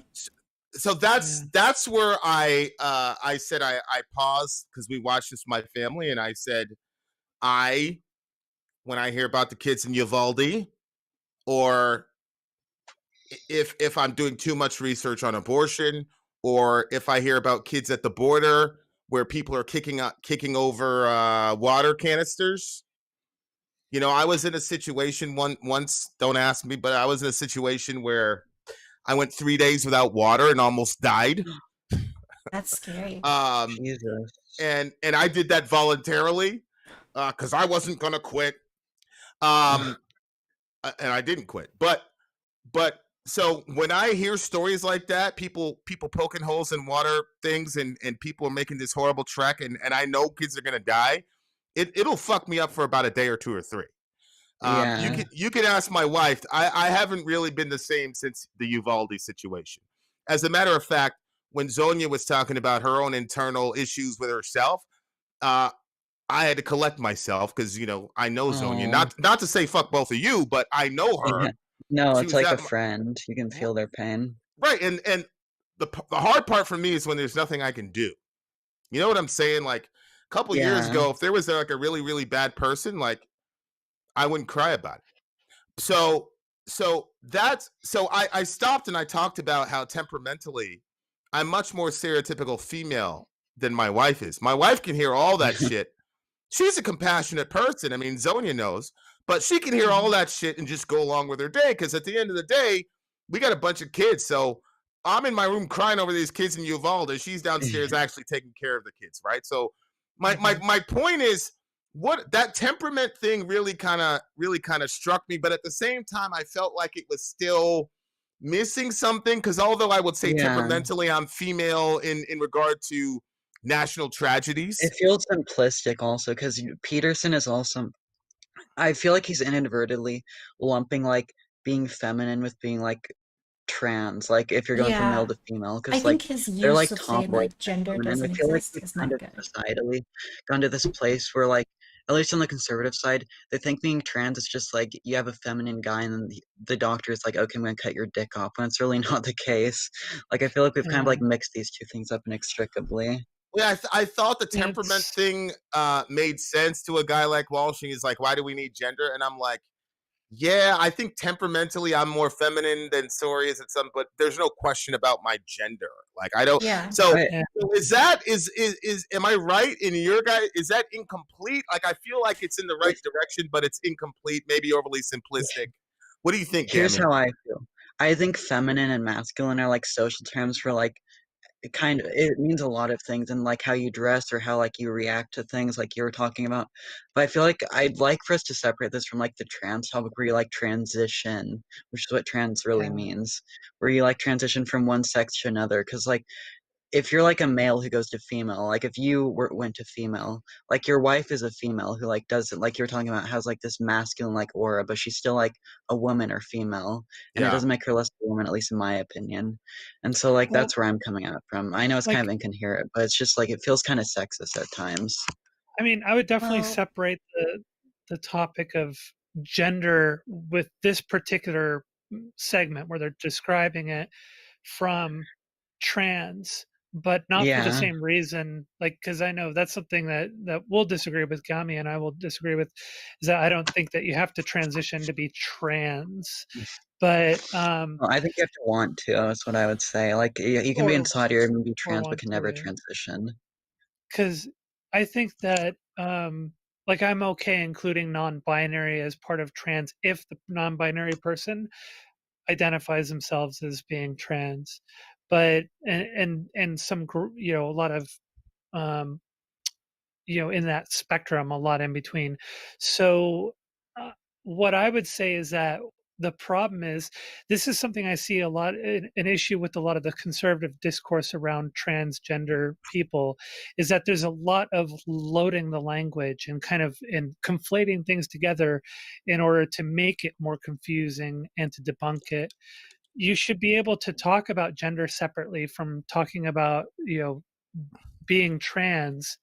And he's kind of describing that. Like, there's no reason for you, Vin, as a man who feels some more normally characterized as feminine emotions and expressions, there's no problem with that. That doesn't make you any less of a man, and there's no reason why you should even question your manhood. Right. So so trying to couple that, trying to take that and conflate it with trans is just confuses the issue.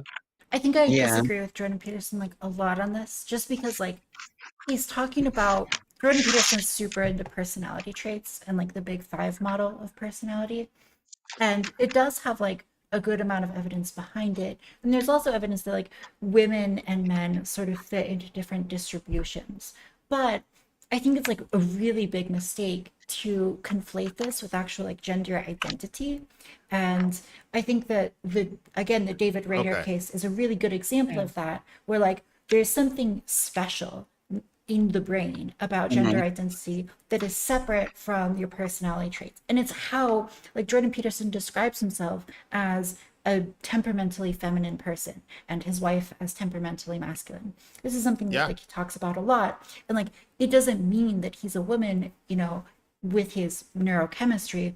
It just means that like he might fall into the female distribution for personality traits in the same way, frankly, that like you can have a man who falls into like the female distribution for physical weight or for like muscle mass, right? And that wouldn't change his sex. It's just like one aspect that is more similar to women. Yeah. Yeah, okay. It feels from Peterson, at least when he talks about it. I don't know if he's doing it intentionally or not, because you can never know. But it feels very partisan in the way he's like.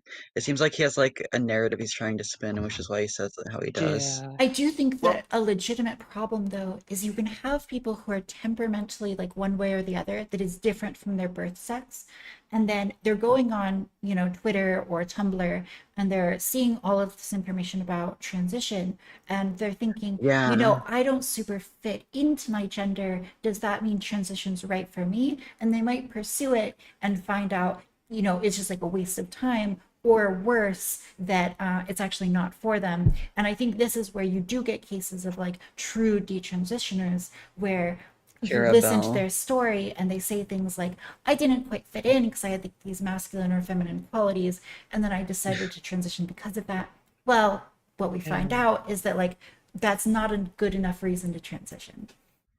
So did you guys get the Demi Lovato part of it, where she was like, I go by they, them pronouns? It's right. I actually want to play it because it was like actually offensive to me how she like talks about it. I don't think I would have ever even considered seeing myself as a boy without these social aspects, especially if I hadn't joined these online communities. I identify as non-binary. I'll officially be changing my pronouns to they, them. My pronouns. That's what you were talking. Did you have something about that, Gam?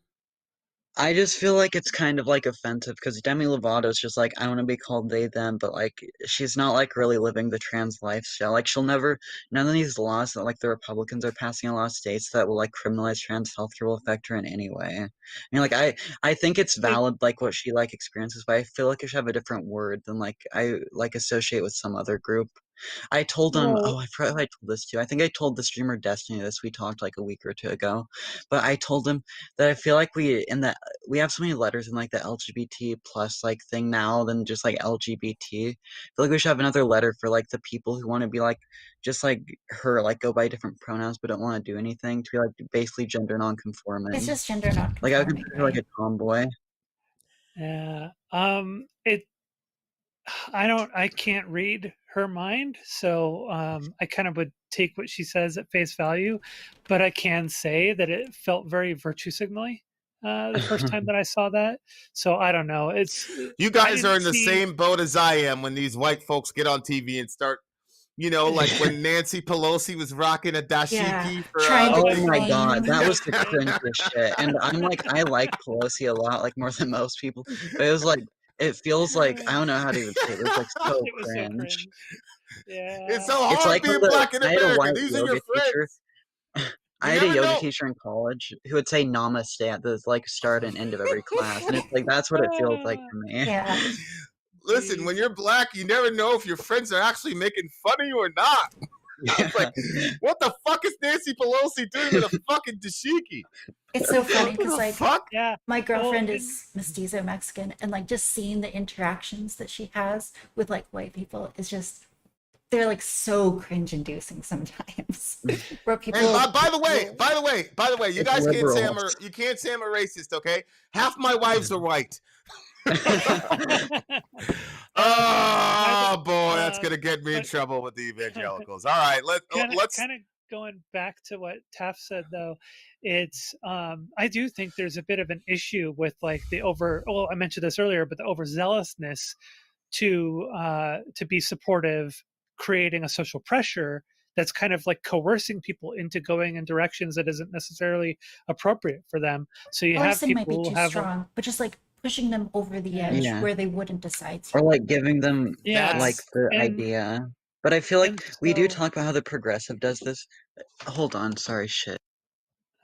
No, you're good. We'll wait. Yeah, I've only told that half my wives are white joke twice. Once on the other channel, once on this one. It has to be well placed, and there's got to be just enough evangelicals to send me some concerned emails. Okay.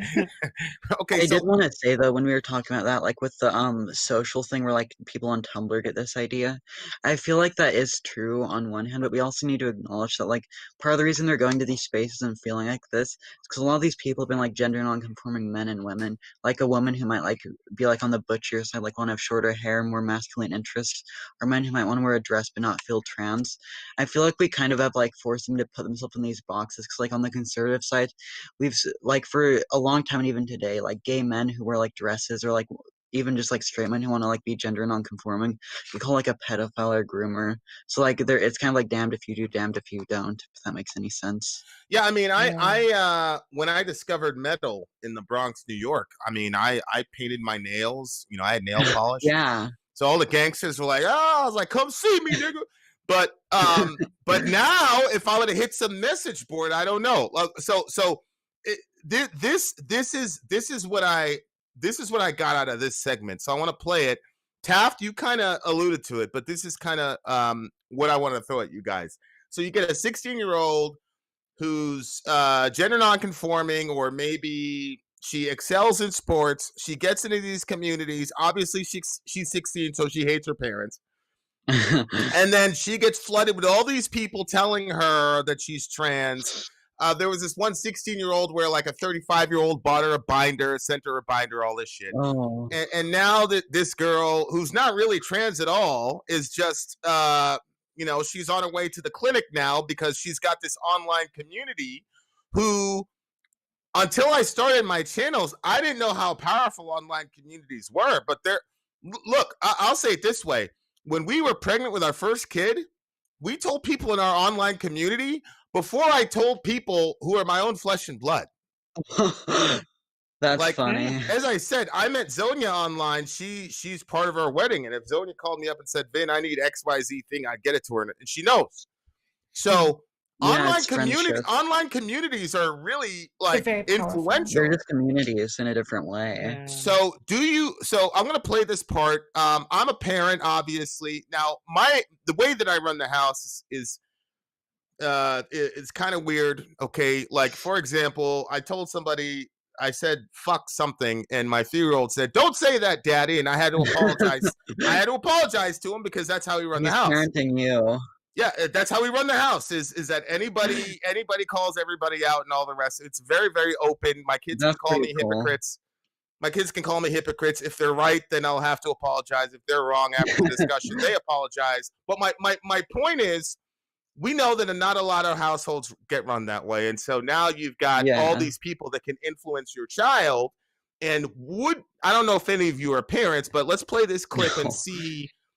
A lot of the people in Matt Walsh's community are parents, and so you could see how terrorizing this could be to them. So one of the things I want to do is, how do we talk to somebody that's watching this and seeing this and affirm the fear while at the same time providing an alternative? Because that's one of the things that I feel very anxious about, actually, about, quote, the left. Because I'm part of a community action league here that's pretty much all left leaning, and so that's cool. I've also been in the back offices of pro-life groups, and I'll tell you, the right wing is so much better at strategizing messaging than the left is, and that's what really bad. That's what I'm concerned about with the gun stuff, with this stuff. I fear that we're not messaging to the people that we need to convince, at least to neutralize a vote, if that means anything. So here's a clip, and then we're going to talk about it on the other side. Taft, I know you got something. Yeah, no, let's go on. Factors in society that are pushing what would really be numerically a fairly minority. I don't know who this guy is. Into being one of the main political focal points of this generation. I saw that movie. Very powerful movie, What's by the it way. about? Yeah, it was. It was sad as fuck. I forgot the name of the movie, but the guy that acted in that one, holy shit. Yeah. After my operation, I will be a woman. Why can't she just be a lesbian? Because she's not a lesbian, Mom. She's a boy. Because I was born in a girl's body. Can I ask you a question? Why don't you kiss me? The whole idea of social contagion, that there could be something in one's social environment that could play some role in somebody coming out identifying as trans. Would you say that that is definitely part of your story? When I look back, I don't think I would have ever even considered seeing myself as a boy without these social aspects, especially if I hadn't joined these online communities. I identify as non-binary. I'll officially be changing my pronouns to they, them. My pronouns are he, him, and demon, self. I've been going by they, them pronouns for 4 years now. I'm pretty comfortable with it. I use they, them pronouns. There was literally a period of a few weeks to a few months. I started out as an ally, and then eventually I was starting to identify as transgender. We are trans models. So they go on the internet and they're told that all of their problems will be solved if they become a man. Kids are being taught you might feel like you're a boy, even if you have a vagina and you're a girl. You are what you feel you are. Some people are girls, some are boys, some are both, some are neither. Gender is all about how we feel on the inside and how we express ourselves. Ah, the gender fluid teacher. What do I go by in the classroom? I go by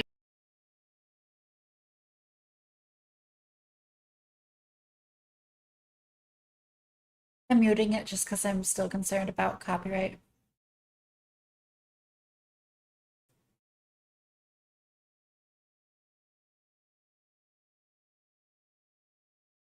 Looking back on it, it was the same. Oh, God. Sorry, I'm morbing, guys. I'm morbing. I have extremely controversial opinions on these things, but I haven't dug into them. And shockingly, people have agreed with me.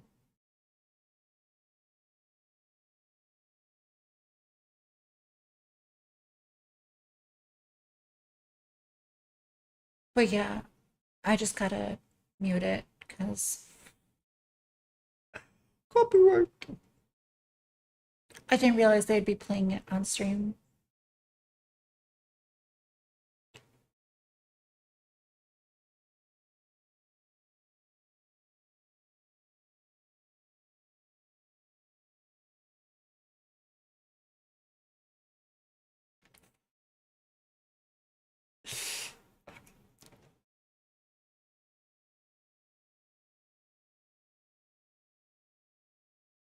Who gets it right is this next generation. The next generation who's already telling us that our antiquated ideas of things have to be a certain way just don't apply to them. Do you guys know that YouTubers They're should show rejecting the, a lot of our social there? mores. They're tweaking the system. Okay, The so scary I think, music. Oh yeah, my God. obviously designed to terrify. Now Like, again, it's the worst, but like it does work on me. Where it's like, Two of them, I I know wanna that it's say, stupid, though. but like my brain is like, ooh, scary. I don't know why he did this, but he included that one, the female to male person who was saying, like, I want to teach boys it's okay to paint their nails without even mentioning, like, gender or anything. And then the other was that, like, it just looked like a cross-dresser who was dressed as the anime Asuka yeah, I laughed character. at that. Yeah, With that, it's like those it might are not the even most been a retarded ones. cross. It's like Matt two Walsh people discovers aren't doing traps. anything. It might not have even been a cross dresser. It could have just been a cosplayer, in which case there's no. Yeah, real you never cross-dressing. know. I think that we but should there probably is a talk about trend the social of, contagion thing, though. well, there is a trend of trans women identifying with Asuka for some reason. It was awesome. so let's talk He's from about an this. anime. Somebody sent me a what do you call it? A Reddit.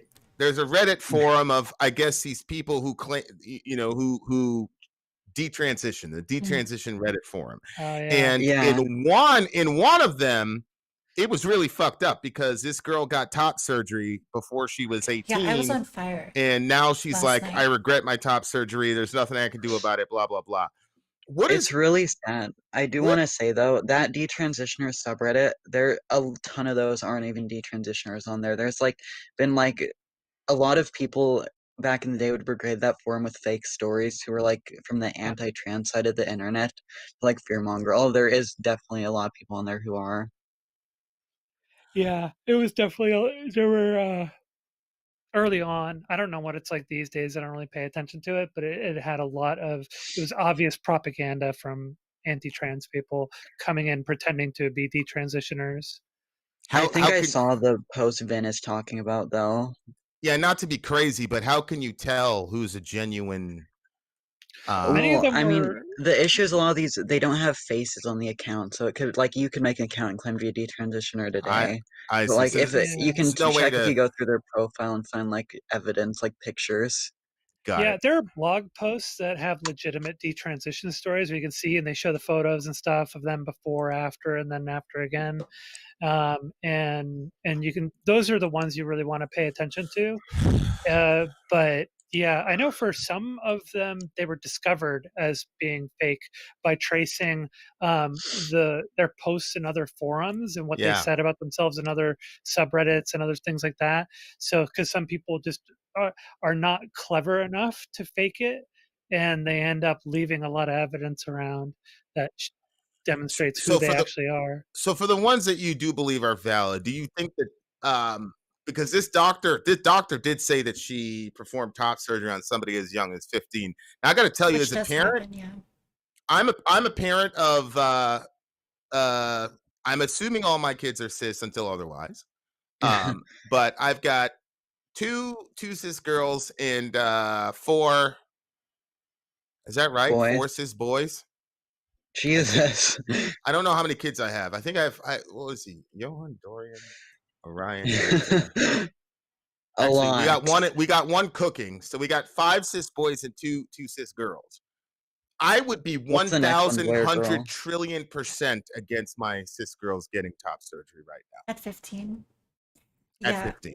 It's definitely scary. I think one thing on the social contagion point is that there is probably some section of trans people who transition in part due to social pressure. So they're viewing trans stories on the internet. They end up transitioning, and what they find is that transition is not actually bad necessarily. So it's not they're suffering as a result of their transition, but they're just okay, right? And I think that this is another group where different people, there's a spectrum of how motivated people are to transition and how much they're actually going to benefit from that medical transition.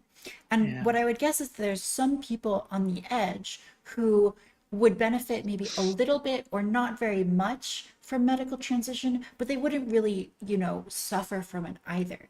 And so I think that this group is another group that gets captured by social encouragement to transition and ends up just, putting their body and their social circle through enormous stress that they might not otherwise need to. And so it's not always the most visible transitioners who might be affected by social pressure, but just people who are gender nonconforming on the edge who end up transitioning when they don't need to.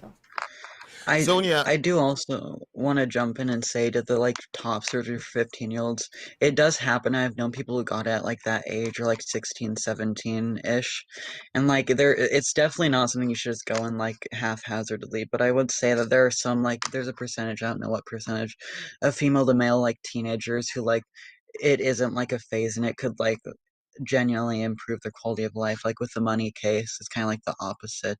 Or you could have a kid who tries to kill themselves if they don't get it, but it also could be the opposite, where it could just be it's tough, which is why you need to talk to doctors, therapists, clinicians to make sure it's right for them. How much of this, and Zonia, I'm directing this to you. Obviously it's open for the other two, but have we considered the sort of barrier to entry into a subgroup? What I mean by that is you get a disenfranchised Black male. He's seeking a community. He doesn't have one because his mom is out there working and everybody's disconnected. And so now the gangster, the gangster becomes he finds a subculture that accepts him, but there are certain things you have to do to enter into that subculture. Gatekeeping is what you're talking about. Right, so like we gotta jump you in, or gender, you gotta cut some, you gotta do something to be part of this radical, to be part of this group. Is there any sort of idea? I would say gender is not a social construct. What is a social construct is gender expression, right? Which is the expectations for men and women, the cultural clothing associated with men and women, etc. But there is actually, I would argue, a neurochemical phenomenon happening in the brain, which is in fact like neurological gender. And validate myself. Do you think that there's any of that happening at all, Z? Well, at least online, which is where most of these communities are going to be most accessible, there's actually a lot of enmity toward gatekeepers. Gatekeepers get accused of being transphobes. They get accused of being like true scum, transmet, all these other terms. And so you get a lot of hate as a trans person if you try to gatekeep the trans community, online at least, which is where it's going to be most accessible, right? So it's oftentimes people who want to gatekeep the trans community are afraid to even attempt it because they know they're going to get, shit on and labeled all these things and attacked. I try to make sure, like, I would want a community to be actually pretty open and allowing for people to come in, even if they're not truly identifying as trans, but they're kind of exploring, because that part of that also is just having someone to sort of talk to and be accepting of you, who's not going to just judge you outright and call you a freak or something, or anything like that, who will let you just be yourself and explore yourself however necessary, hopefully without adding on any kind of additional social pressure to make some sort of decision. And that's where I kind of push back on like the egg clocking culture that I mentioned at the beginning of this, where there's this this trend in the trans community to clock people as trans before they themselves even feel that they're trans, and then to call it out and like in a way almost create a social pressure for them to express themselves as being trans, even though they may not truly feel that way. So that's where I would push back on. If we could have a very open community that allows anybody to come in and just be themselves without judgment, that would be great, so long as we're not then going and trying to place upon them that they are one thing or the other. Interchangeably. Right? But so that becomes that, even more concerning to me as a parent when I have a 15-year-old, 16-year-old girls and boys are highly impressionable. And so for that to be in the ether, and then we're doing irreversible things like top surgery or bottom surgery, I think, to me as a parent, that's like a hard red line.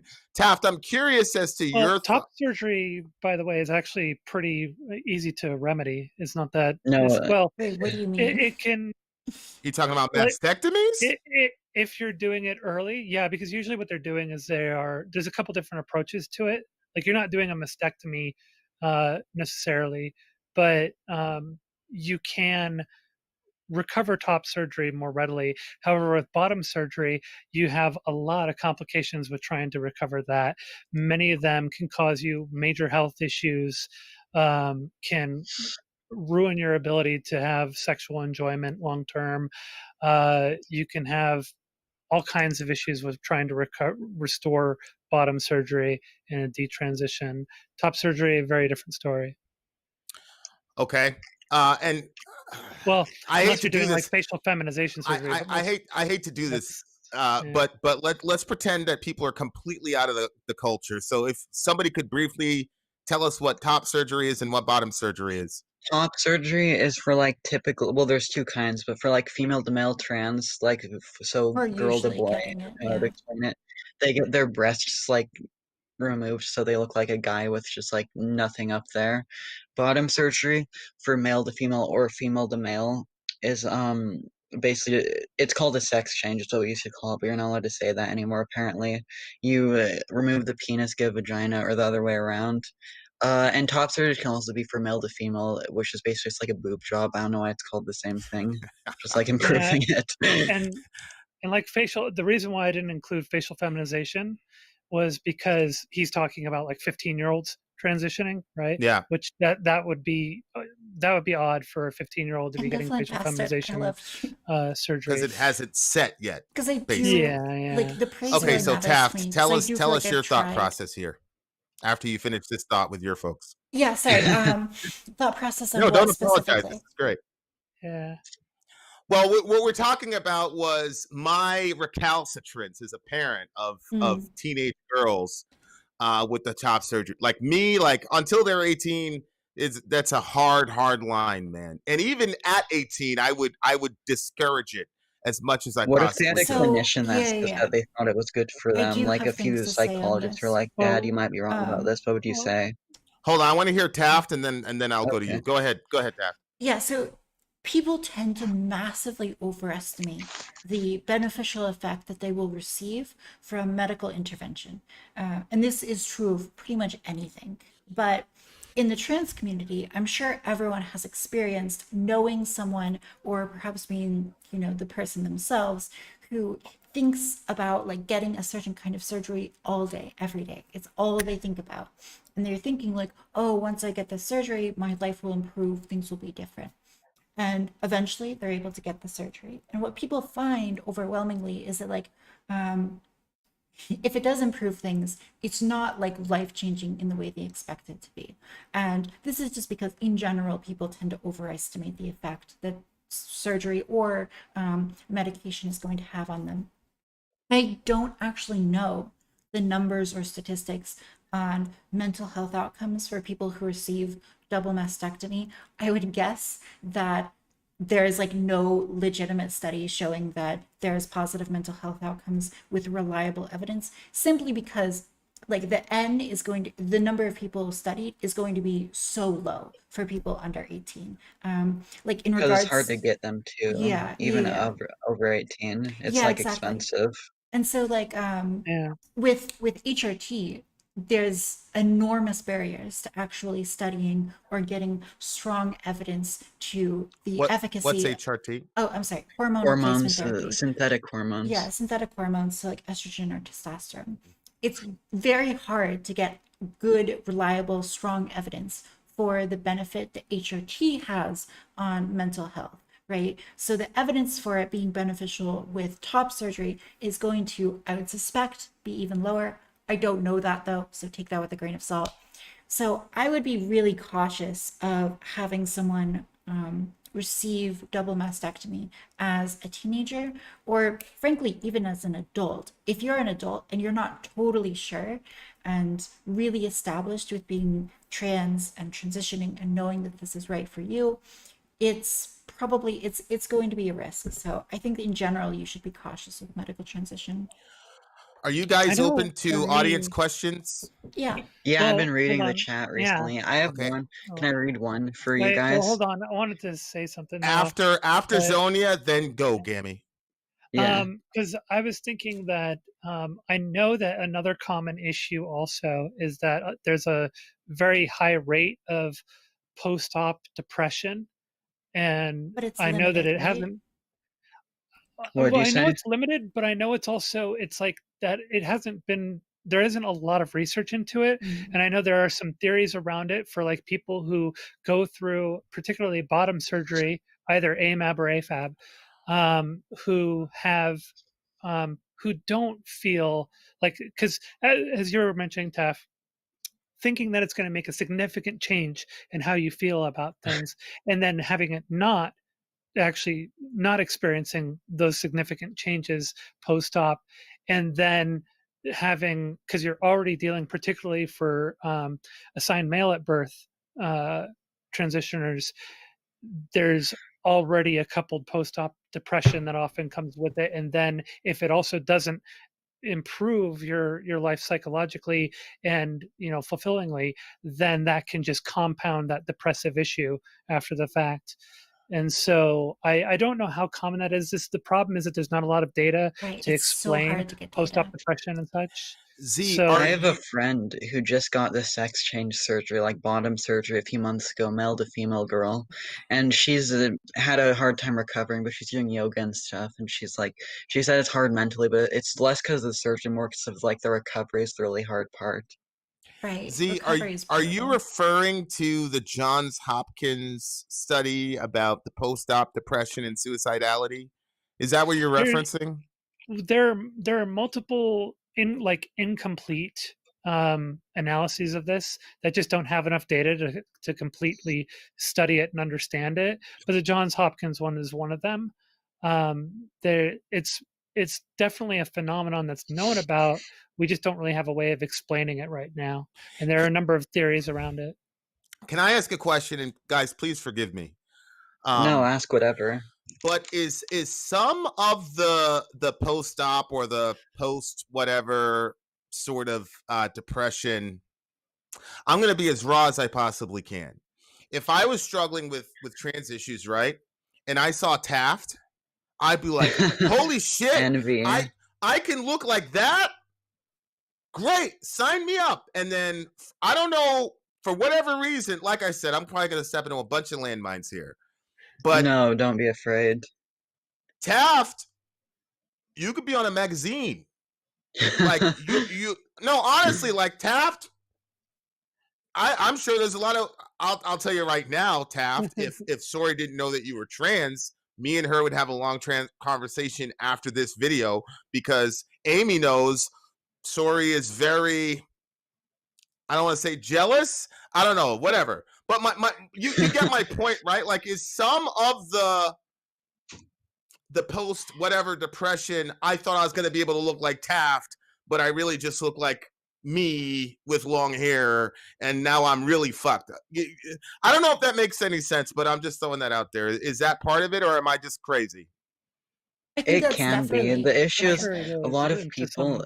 For some, it depends how you look, because like that could happen. There's also people who transition really late in life, like say Caitlyn Jenner, who Caitlyn Jenner could probably never look like Taft as much as she wants, and I think a lot of people are aware of that, but there also are some who don't know that. But also, Caitlyn Jenner has all the money to do the best that she possibly can, right, she's with a quadrillionaire. what she's got, right? Yeah, more than all of us.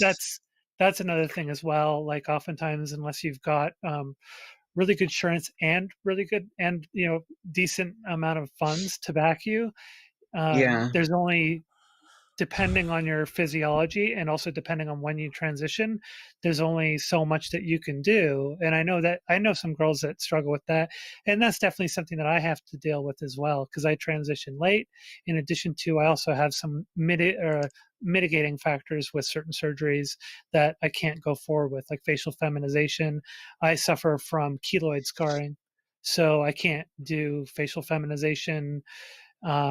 I've kind of like been waiting for the medical approaches to facial feminization to improve in order for me to have a viable option that's not going to leave me with a bunch of ugly scars around the edges of my face. Someone in Vin's chat said postpartum depression is a serious issue, but we don't make pregnancy illegal. How do you guys feel about that? That's a good argument, because as a person who has had a lot of kids, I mean, that shit it's real. And sometimes I don't think it's a good argument, because the goal of pregnancy is not to like improve mental health outcomes, it's to produce a child. And the goal of trans surgery is to improve mental health outcomes. So if we find a lot of people get pregnant to feel better, especially people who are in abusive relationships. It's probably not a good idea, right? And we would say that, like, to improve their lives. You shouldn't do that. Yeah, yes, exactly. Yes. The analogy, yes, I wouldn't use it in a debate, Taft, because it would get refuted. I get it. But I do see some recognition that just because something has a negative outcome doesn't mean it's necessarily bad. However, to your point, Taft, you're saying, look, the entire point of the drill is to improve mental health. So if it's going backwards, and that doesn't work. Okay, fine. Right. Taft, let me ask you a question though.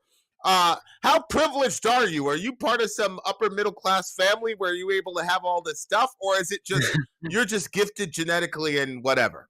I hope I'm not being weird, but No, you're right. I did not grow up wealthy. I grew up like very poor. Like my mother did not always have money to pay the electric bill and keep the house warm.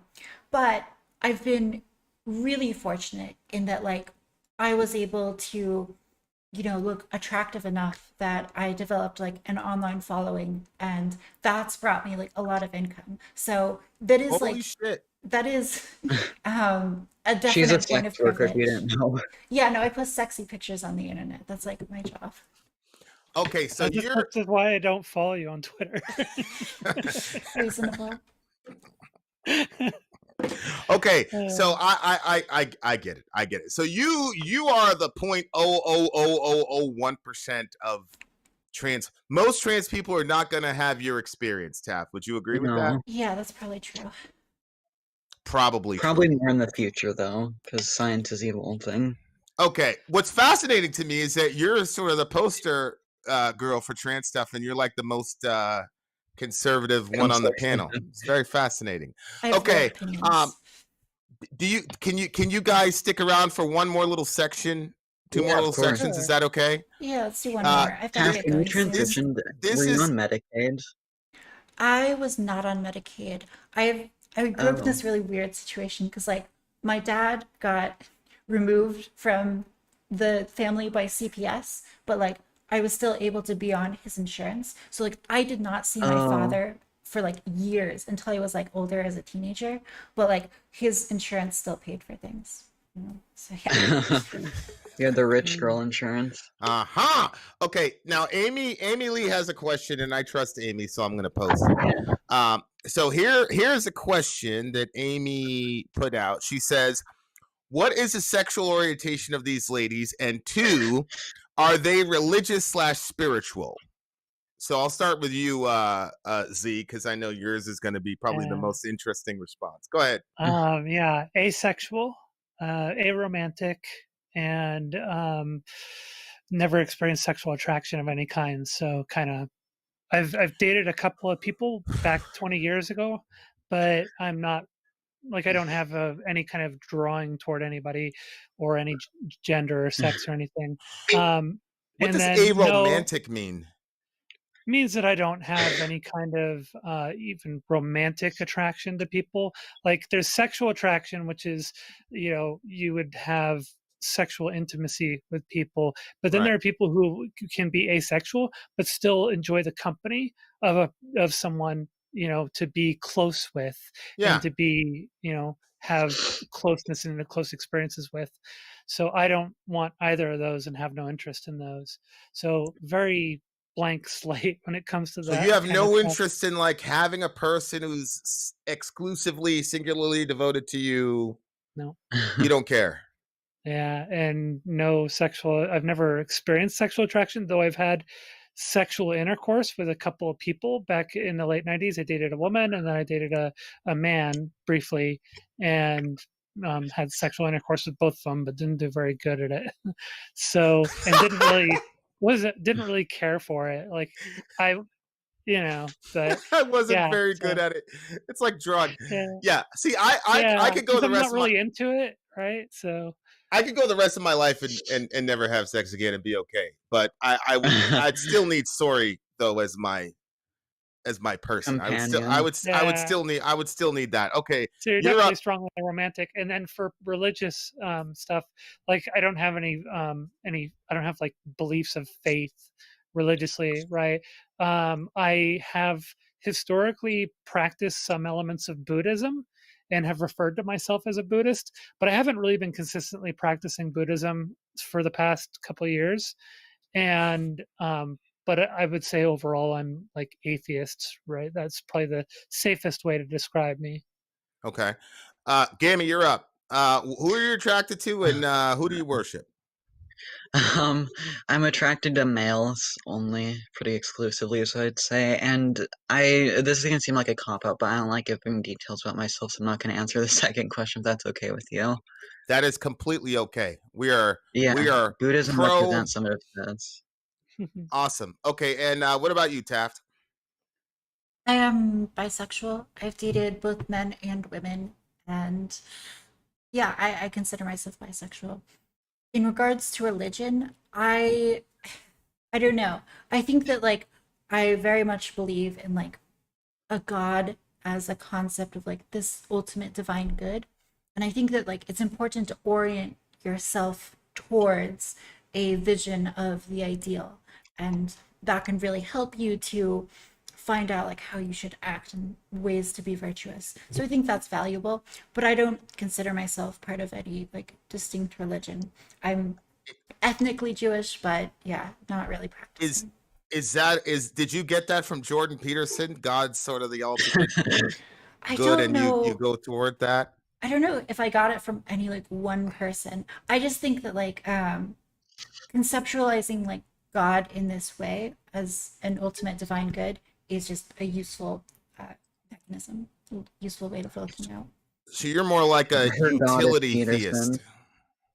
Yeah, maybe. And I do think that like when you conceptualize God as this like ultimately like divine or virtuous being, that kind of concept can have real impact in the physical world by interacting with people and, you know, telling them about it, or even following, you know, orienting your life towards that. That is like a real impact. So I also believe that like God has like physical impact in the world despite being, you know, not physical. Yeah. Okay. Okay. So here's the part with the sports part. So let's check this out and then have a discussion about that. Fun stuff. Runners, They were trans girls, right? And who decided that they were going to race against the girls. I don't know if I can do that. You look at those individuals. You look at their times against the men, against the boys. So they were kind of middle of the pack. And then they're racing the girls, and they're it would be difficult. First and second place. Is that indicative of some kind of unfair advantage that those individuals might have against the girls? No, it's not indicative of an unfair advantage. And I think part of the proof of this is that more transgender girls are coming out in high school and still playing sports. And they're not winning. You know, the Connecticut case is the exception. It got a lot of attention because those two trans girls performed well, but there are many, many more trans girls competing in sports, and they don't excel. Because at the end of the day, whether or not you win a game is not is about how hard you work in your practice, and most of us aren't going to win. And that goes for transgender athletes too. That is like a cop-out if I've ever seen one.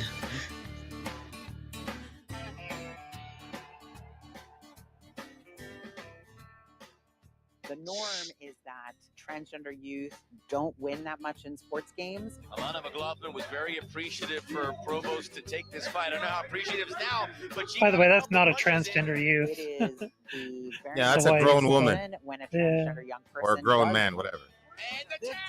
And it's because there's not really an advantage to being trans. Only a few people are going to lead the pack. There are some slight differences, but does it translate to a competitive advantage? I think you'd be very hard-pressed to prove that.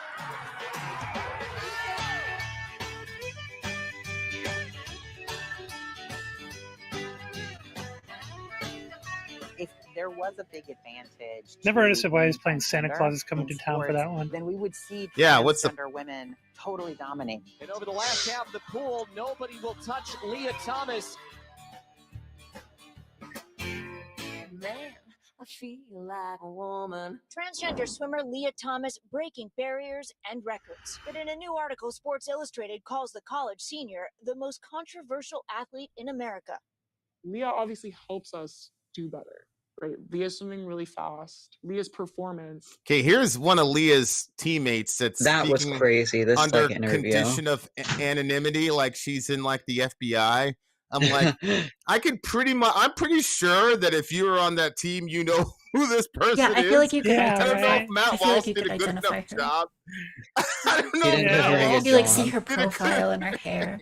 Yeah, she looks kind of Asian. I mean, and like how big is a swim team? I don't know. Right, it's like 11. Especially a women's swim team. It's going to be struggling. It's like. How do you really think that you can't be identified? It's like my 3-year-old when he does this when he's going to steal a candy. But we continue. All I'm saying is, if you want to be remain anonymous. Don't do any interviews with Matt Walsh. Holy shit. I did want to ask you guys, how do you feel about the Leah Thomas controversy? All of you. Well, let me finish this girl's interview, and then Okay. and then we'll go around, because I saw Taft was kind of animated, but I want to start with you, Gami. Feeling of winning doesn't feel as good anymore because it feels tainted.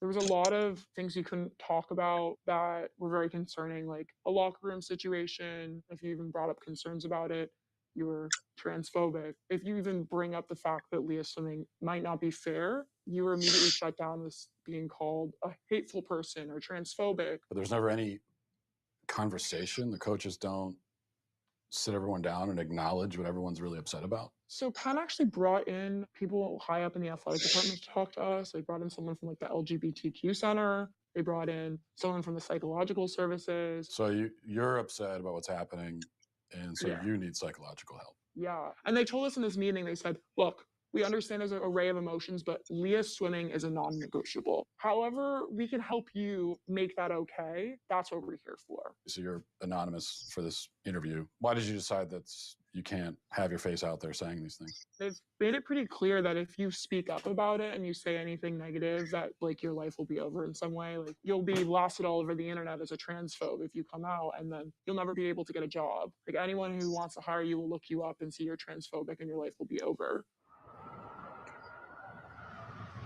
Okay, so I think they also have an interview with the track and field runner soon after this. Yeah, that's more of the same. Yeah, let me just. And then there's the spa situation. I think that's the Wii spa was crazy. Okay, so the Connecticut runner, it's the same thing. It was two male to female trans. And they just destroyed the entire competition. So Gam, start about Leah and sports in general, and then we'll go around the horn. Go. Oh, well, I just think it's pretty unfair to so it'd be one thing if they wanted to do like a trans league or something, so it'd be more fair. But I feel like it's unfair for people who have like gone through a significant amount of male puberty, because testosterone is really strong, which is why people take like steroids when they compete in sports. Yeah. I'm not really a sports expert, so take what I say with a grain of salt. But I feel like it's unfair to the people in the sports who like work really hard without the advantage. And also, I did want to say, I feel like even if you disagree with me on this, if you're like a Democrat or left-wing person, it hurts us. Like, it's a very unpopular issue to like die on. Like, a lot of voters who like aren't like the most far left, like leftist academics, will be like in opposition to this and might not vote, or even vote for like other people because of it if you support it. I will say, to your point, Gam, and then we're going to go to Z, and then we're going to go to Taft.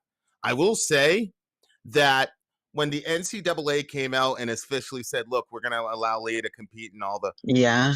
I looked at all the comments, and 98% of them were negative. Then it's really bad. Then what I did was Michael Phelps came out, and he didn't come out and say, this is unfair, but he basically came out and said, this is unfair.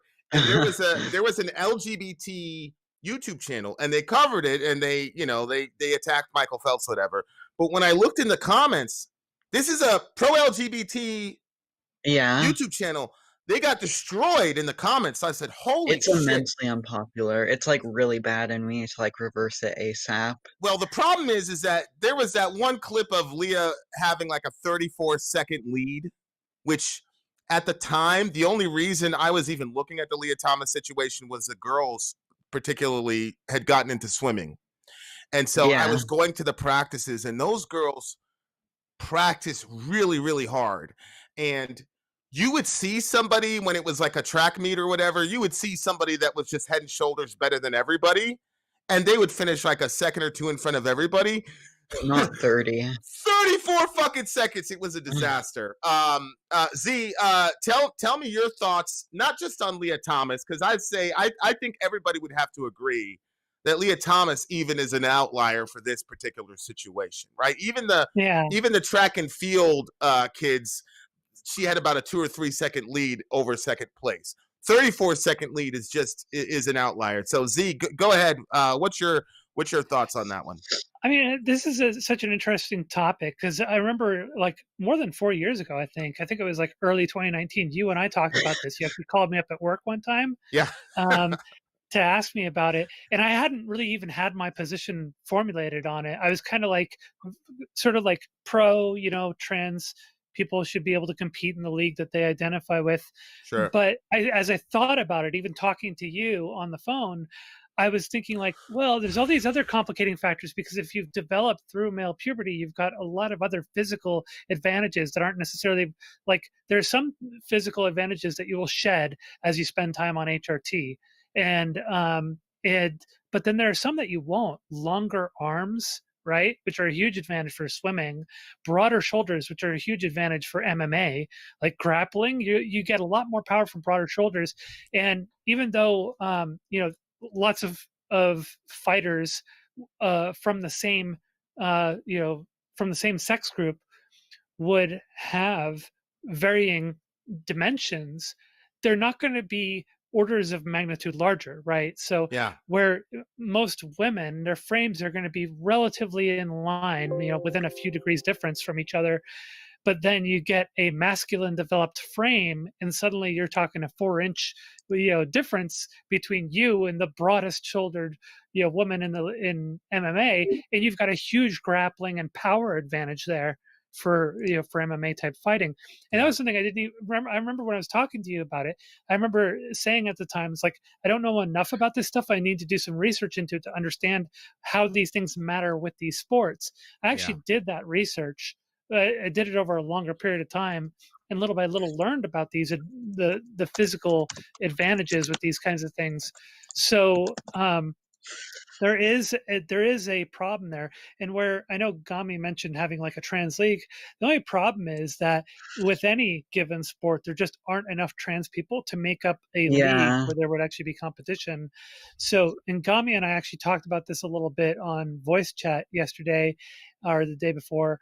And we were talking about it. We're like, I was saying like, I don't even know what the answer would be. And, it's kind of like you want to allow for those who transition to be able to continue competing in the sport that they're in. But I'm not sure it's actually feasible if you've gone through, if you've fully developed through puberty as the sex you were assigned, as the sex you were born with, right? Or gender assigned at birth. I just don't think it's feasible. Now, there are obviously outliers even among, biological women. There are biological women who actually grow up with higher testosterone and lower estrogen in their bodies and end up being a lot taller, broader of shoulder, narrower of hip. Be female athletes as well. There is a controversy in the Olympics about that. There was an African runner. Her. She was, and they had to check her for her testosterone levels, and people were accusing her of being trans, but she wasn't. And that's something. They're outliers, I think, though, so we can kind of allow for that. So I don't know. It's there's still not enough of a leap and bound magnitude difference between them and the next women, down from them, developmentally, to make it a big problem.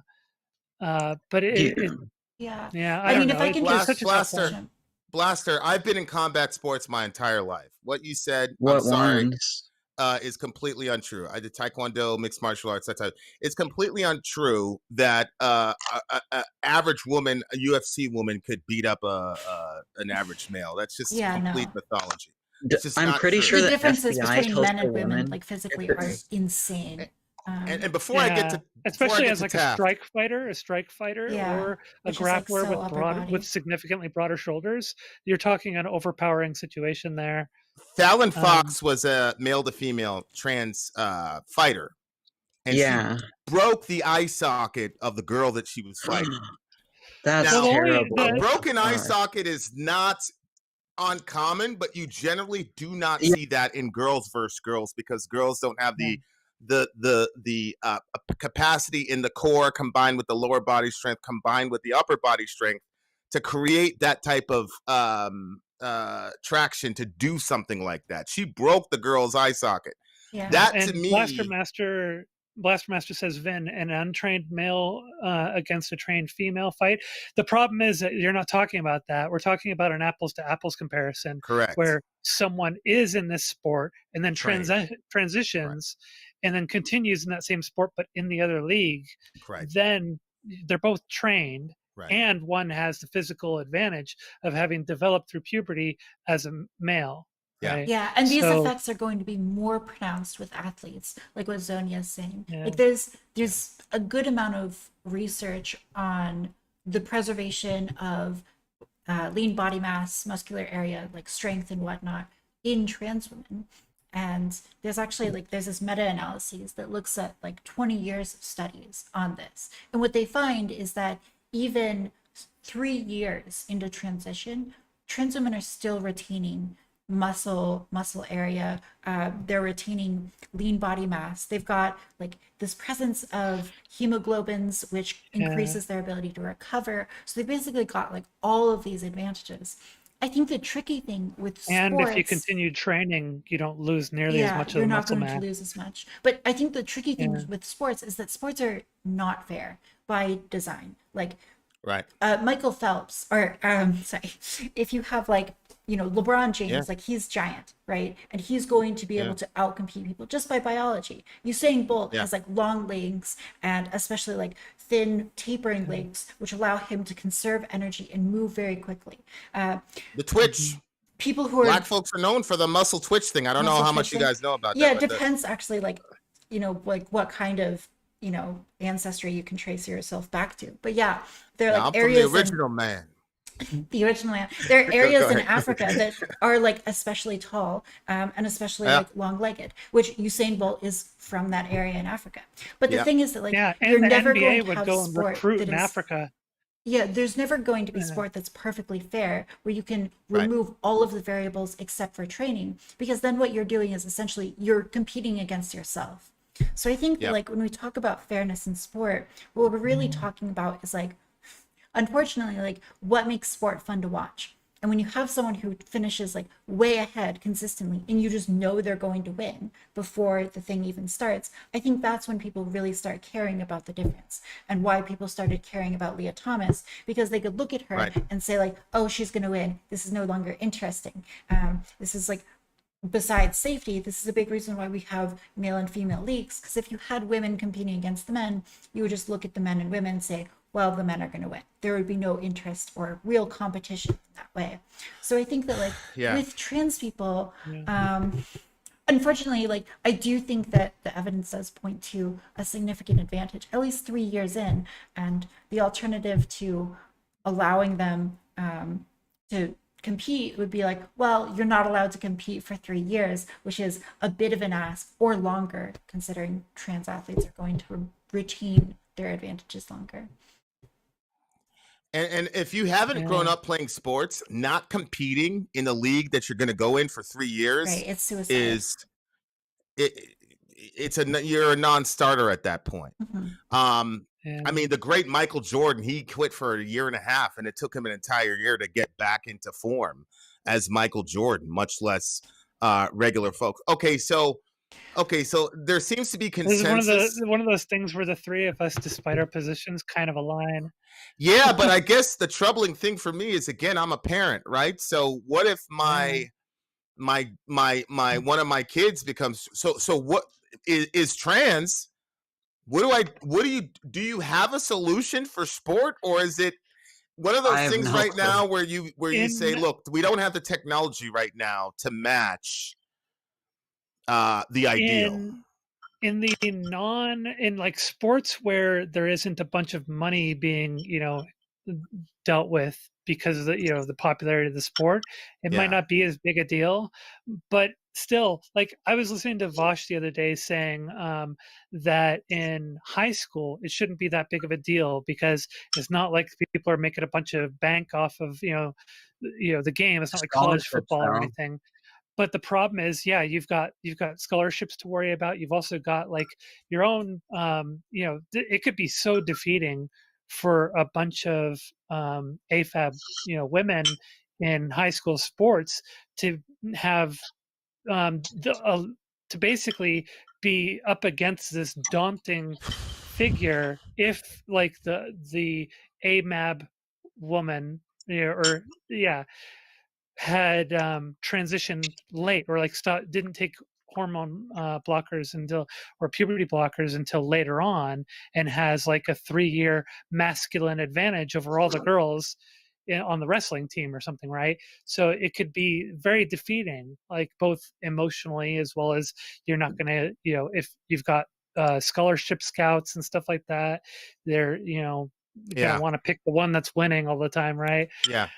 And especially female leagues already have such an enormous problem with getting actual athletes to be in them. Like, you have stories of colleges who are like writing women's names down on the team like roster just so they can meet the requirements for funding, and the women don't even know that they're signed up. So you have colleges with like massive incentives and pressure to really like get these additional female athletes who are going to destroy in competition and also bolster their numbers. Yeah, so I want Gami said something in the middle of this. She said that this is actually hurting the community, or hurting it makes it look really bad. Do you guys agree with that, or are you just saying, well, I wouldn't go that far, these are just people that are trying to exist in their bodies but still love sport? I wouldn't go as far as saying it hurts the community. Or would you say, I'll tell you what, that Leah Thomas video at 34 seconds was pretty fucking horrible, because when I was watching it, I was saying, yeah, this is unfair, and I was in the middle of going to Sayla's swim meets and stuff and cheering for the girls. Then I come home and watch this 34-second thing. But in the back of my head, I was like, man, these guys are going to milk the shit out of this situation. Do you think it's hurting the community? Would you go that far, Zonia Taft? I'm not sure I would say it's hurting the community. It certainly is politically hurting the the advocacy portion of what is going on. So like a lot of trans advocates and allies and trans people who are fighting for trans, visibility and validity and such, and equality, that battle is definitely weakened by the way that this particular issue is handled by particularly progressives. Which is, it's very dismissive. It's like, well, it's just, it's just a few trans women have an advantage, and really most of them don't have that much of an advantage because they didn't train as that sex or gender, right? So they'll say that, they'll kind of throw that one around. But then it's very easy for the right to point to all these examples and really make an emotional impression on fence sitters, as well as even people who would normally be kind of on the left of the issue or very pro the issue, right? Can be very easily pulled over to their way of looking at it just by showing these very extreme examples. So those who do the advocacy and try to fight for this need to fight for it in a way that isn't so dismissive and isn't so much of a cop-out. It needs to be much more of a concerted effort to try and demonstrate their position and why it is that we should allow for trans women to compete in the league that they identify as. I agree that it's like bad optically and undoubtedly hurts like the political movement or whatever. But I just hate that we exist in a society where this is like even a consideration, where people are like, well, we have to, carefully manage these optics. Because I think that like ideally you would just be like, well, this is the science on whether or not it's fair. And it's up to sports leagues to decide like whether they're going to go one way or the other. But the fact that like, it's all tied together and people are making like political decisions, like people are going to look at Leah Thomas and they're going to be like, I don't like that she's winning, and this is going to give me a bad taste about trans people. And now I think that like we should legislate on access to trans medications, right? That like line of thinking is like, should not exist, I don't think. Yeah. Some of this it becomes like an all-encompassing politicized issue where it's like one.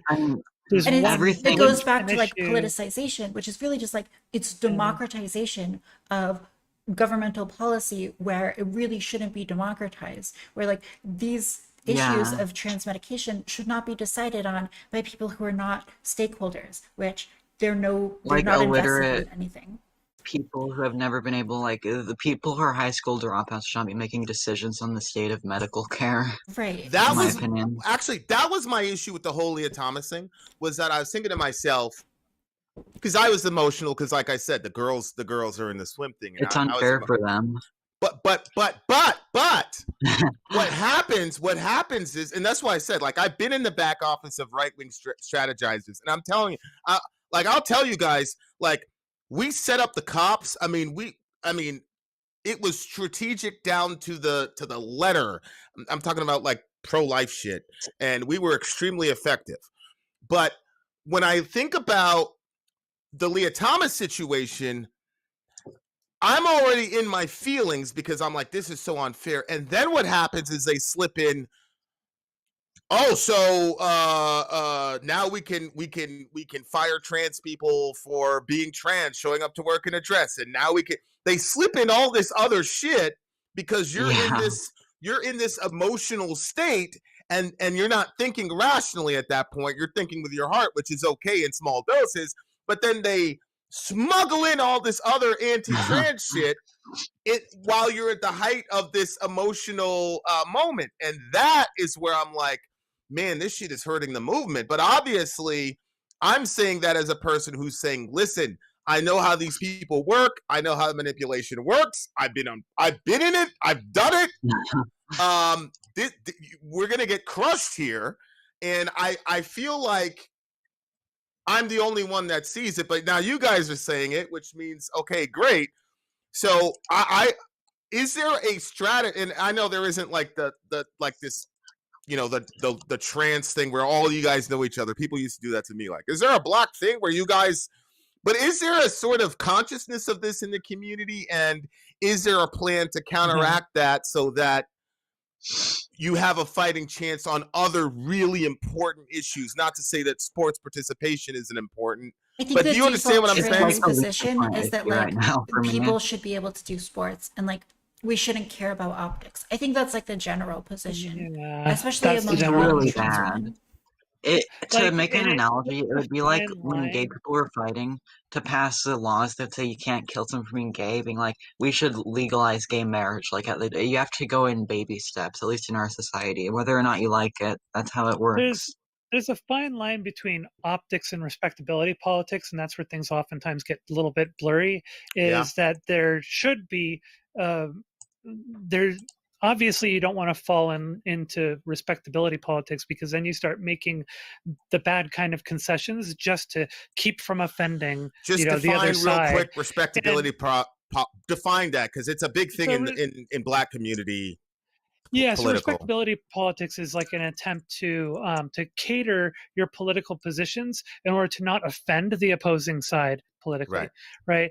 And like, that's not what you want to do. But optics does matter, because you still have to sell people on things to get them to either vote for something or to not vote for something, or to push back on a problematic policy. So optics do actually matter. You need to pay attention to them. Unfortunately, though, there's a growing trend, particularly with progressives, to just forgo all optics and say, no, we're going to just browbeat you into this, which doesn't really work, because and you guys don't have the numbers. You don't have the numbers for that. And, no, not even close. It's like I tell Black people, it's like, we're 15% of the population. So if you're going to go to war with the police, good luck. We don't have the numbers. And so that's where it's like it's like, as Taft said, it's not really being paid attention to, and it's going to do harm, because a lot of these anti-trans bills come up from that pendulum swing reacting to the lack of caring about optics, right? It's been this aggressive attempt to foist policies, and, well, not even policies really, but to foist acceptance of trans people onto the conservative community in a lot of conservative regions and conservative states, and not caring about the optics of trying to win them over. And instead, because there's a sort of this trend right now to say, well, we can never win them over anyway. There's nothing we can do to win them over. They're just bigots, right? That's sort of how it is. I could tell you, as an evangelical, before I started this channel, I was it was not even a question. It wasn't until I ran into people, and I'm sorry, but we're all selfish. There's nothing virtuous about it. There's people that I love. So now I'm like, whoa, wait a second. Now that I have a stake in it, now I'm like, whoa, let's think about it. But before, I was like, yeah, man. So it absolutely running into somebody like a Zonia, if I'd have run into a Taft, if I would have run into a G, it would, not to say that you guys are interchangeable, but if I would have ran into you guys 5 years ago and then developed a relationship with you, you guys got me here. But there is a lot of shit that I'm sure Z put up with and looked the other way, Tina looked the other way, Leah looked the other way. There's a lot of shit that you guys looked the other way on because for whatever reason you chose to be my friend, Zonia. But but you absolutely can change people's minds. Absolutely. People are, and I'm a hardcore, I'm an activist. Like I said, like we almost went to the Supreme Court up in Maine on this abortion shit. And you shouldn't be afraid to try and to talk to people, because again, it's that exposure thing where when people are like afraid of something, it's like being able to talk to them and relate to them on human levels rather than trying to browbeat them or to show them like total, uncaring for their position that is ultimately going to win people over. I gotta say, I've got to get going like pretty soon here, but thank you so much for the conversation. It's been really lovely. Yeah, I've got to land the plane as well because I have a different. We're scheduled to something else in another world. But let's take final thoughts from Taft. I don't think there's anything. There is the Alfred Kinsey stuff, but I mean, we all agree Alfred was kind of dumb in this documentary. We all agree that Alfred. Can we agree that Alfred Kinsey was a sick motherfucker and fuck him? We don't need to talk about him. Yeah. Even if that's true, it doesn't really affect his science he made. I don't know enough, unfortunately. Obviously, the Kinsey scale is definitely a bad thing. Really, I like it. I thought it was pretty useful. Testing with and experimenting with the sexual drive of people. A 5-month-old. 3 years old. Oh, it's like that's pretty. I haven't even rewatched it. I just meant it was like respecting science. I thought. Okay, so we all agree that's pretty indefensible. In my view, the reason that was brought up was because of the whole groomer thing that's popular right now. That if you say that trans people exist in the world, that automatically means you're grooming someone. You're a pedo groomer who wants to kill children. Hold on for a second. We'll be talking about this Sunday on another panel. Give me a moment, just real quick. Yeah. Grooming is something very, very specific. Okay, what we're talking about is basically adults setting a kid up to be perpetually molested, raped, whatever. Yeah.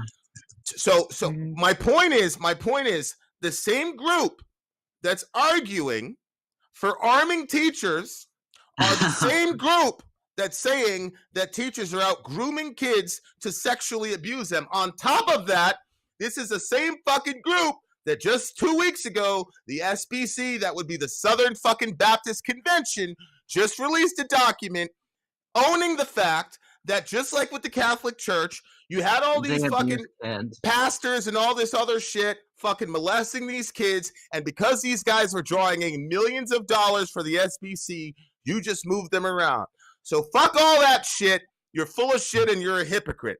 Okay, now that's out of the way. Now Taft is going to start because she's got other shit to do, and then the two of you, and then I got to go. Go ahead, Taft. Okay, yeah, I mean, just to summarize, I think it's really important for the trans community and for the queer community at large to be able to self-regulate and to be able to look at things and say, okay, yeah, actually this is not good, and we don't need to bite the bullet. We don't need to defend things that are indefensible, and we can give ground when it's reasonable. I think that a big problem is that it is this kind of browbeating thing where trans people and queer people in general will tell someone like, we don't need to explain things to you. We don't need to educate you. And the end result of that is people are not going to have opinions that you find preferable. So I think that in regards to the Matt Walsh documentary, I would just really encourage people to meet people where they're at and have honest conversations with them. And maybe even you'll find that for as much as you disagree with them, you're able to convince them, and maybe you're able to be convinced, at least in some part, by their humanity and by their concerns, to really see them as something that is you know, human, and even if it's flawed, it's something that you can reckon with. So that's all. That's good, Taft. That's really, really good. Thank you. Yeah. Bye, guys. Bye, Taft. Hi, it was nice to see you. Hey, Taft, wait! Tell us your socials. Oh, Taftaj. It's on the screen. TAFTAJ. Follow me. I post sexy pictures with a 1 at the end. Yes, on Twitter it's got a 1, but if you just search like Taftaj and do Google, you'll find the Twitter. And yeah, you can find me on YouTube with the same name and Twitch with the same name. So yeah, check it out. Love you all. All the links will be in the description. Thank you, okay, go ahead, G. You're up. All right, guys, I gotta get going. It's been lovely. Another wonderful, incredible, amazing stream. Godly stream. Wonderful.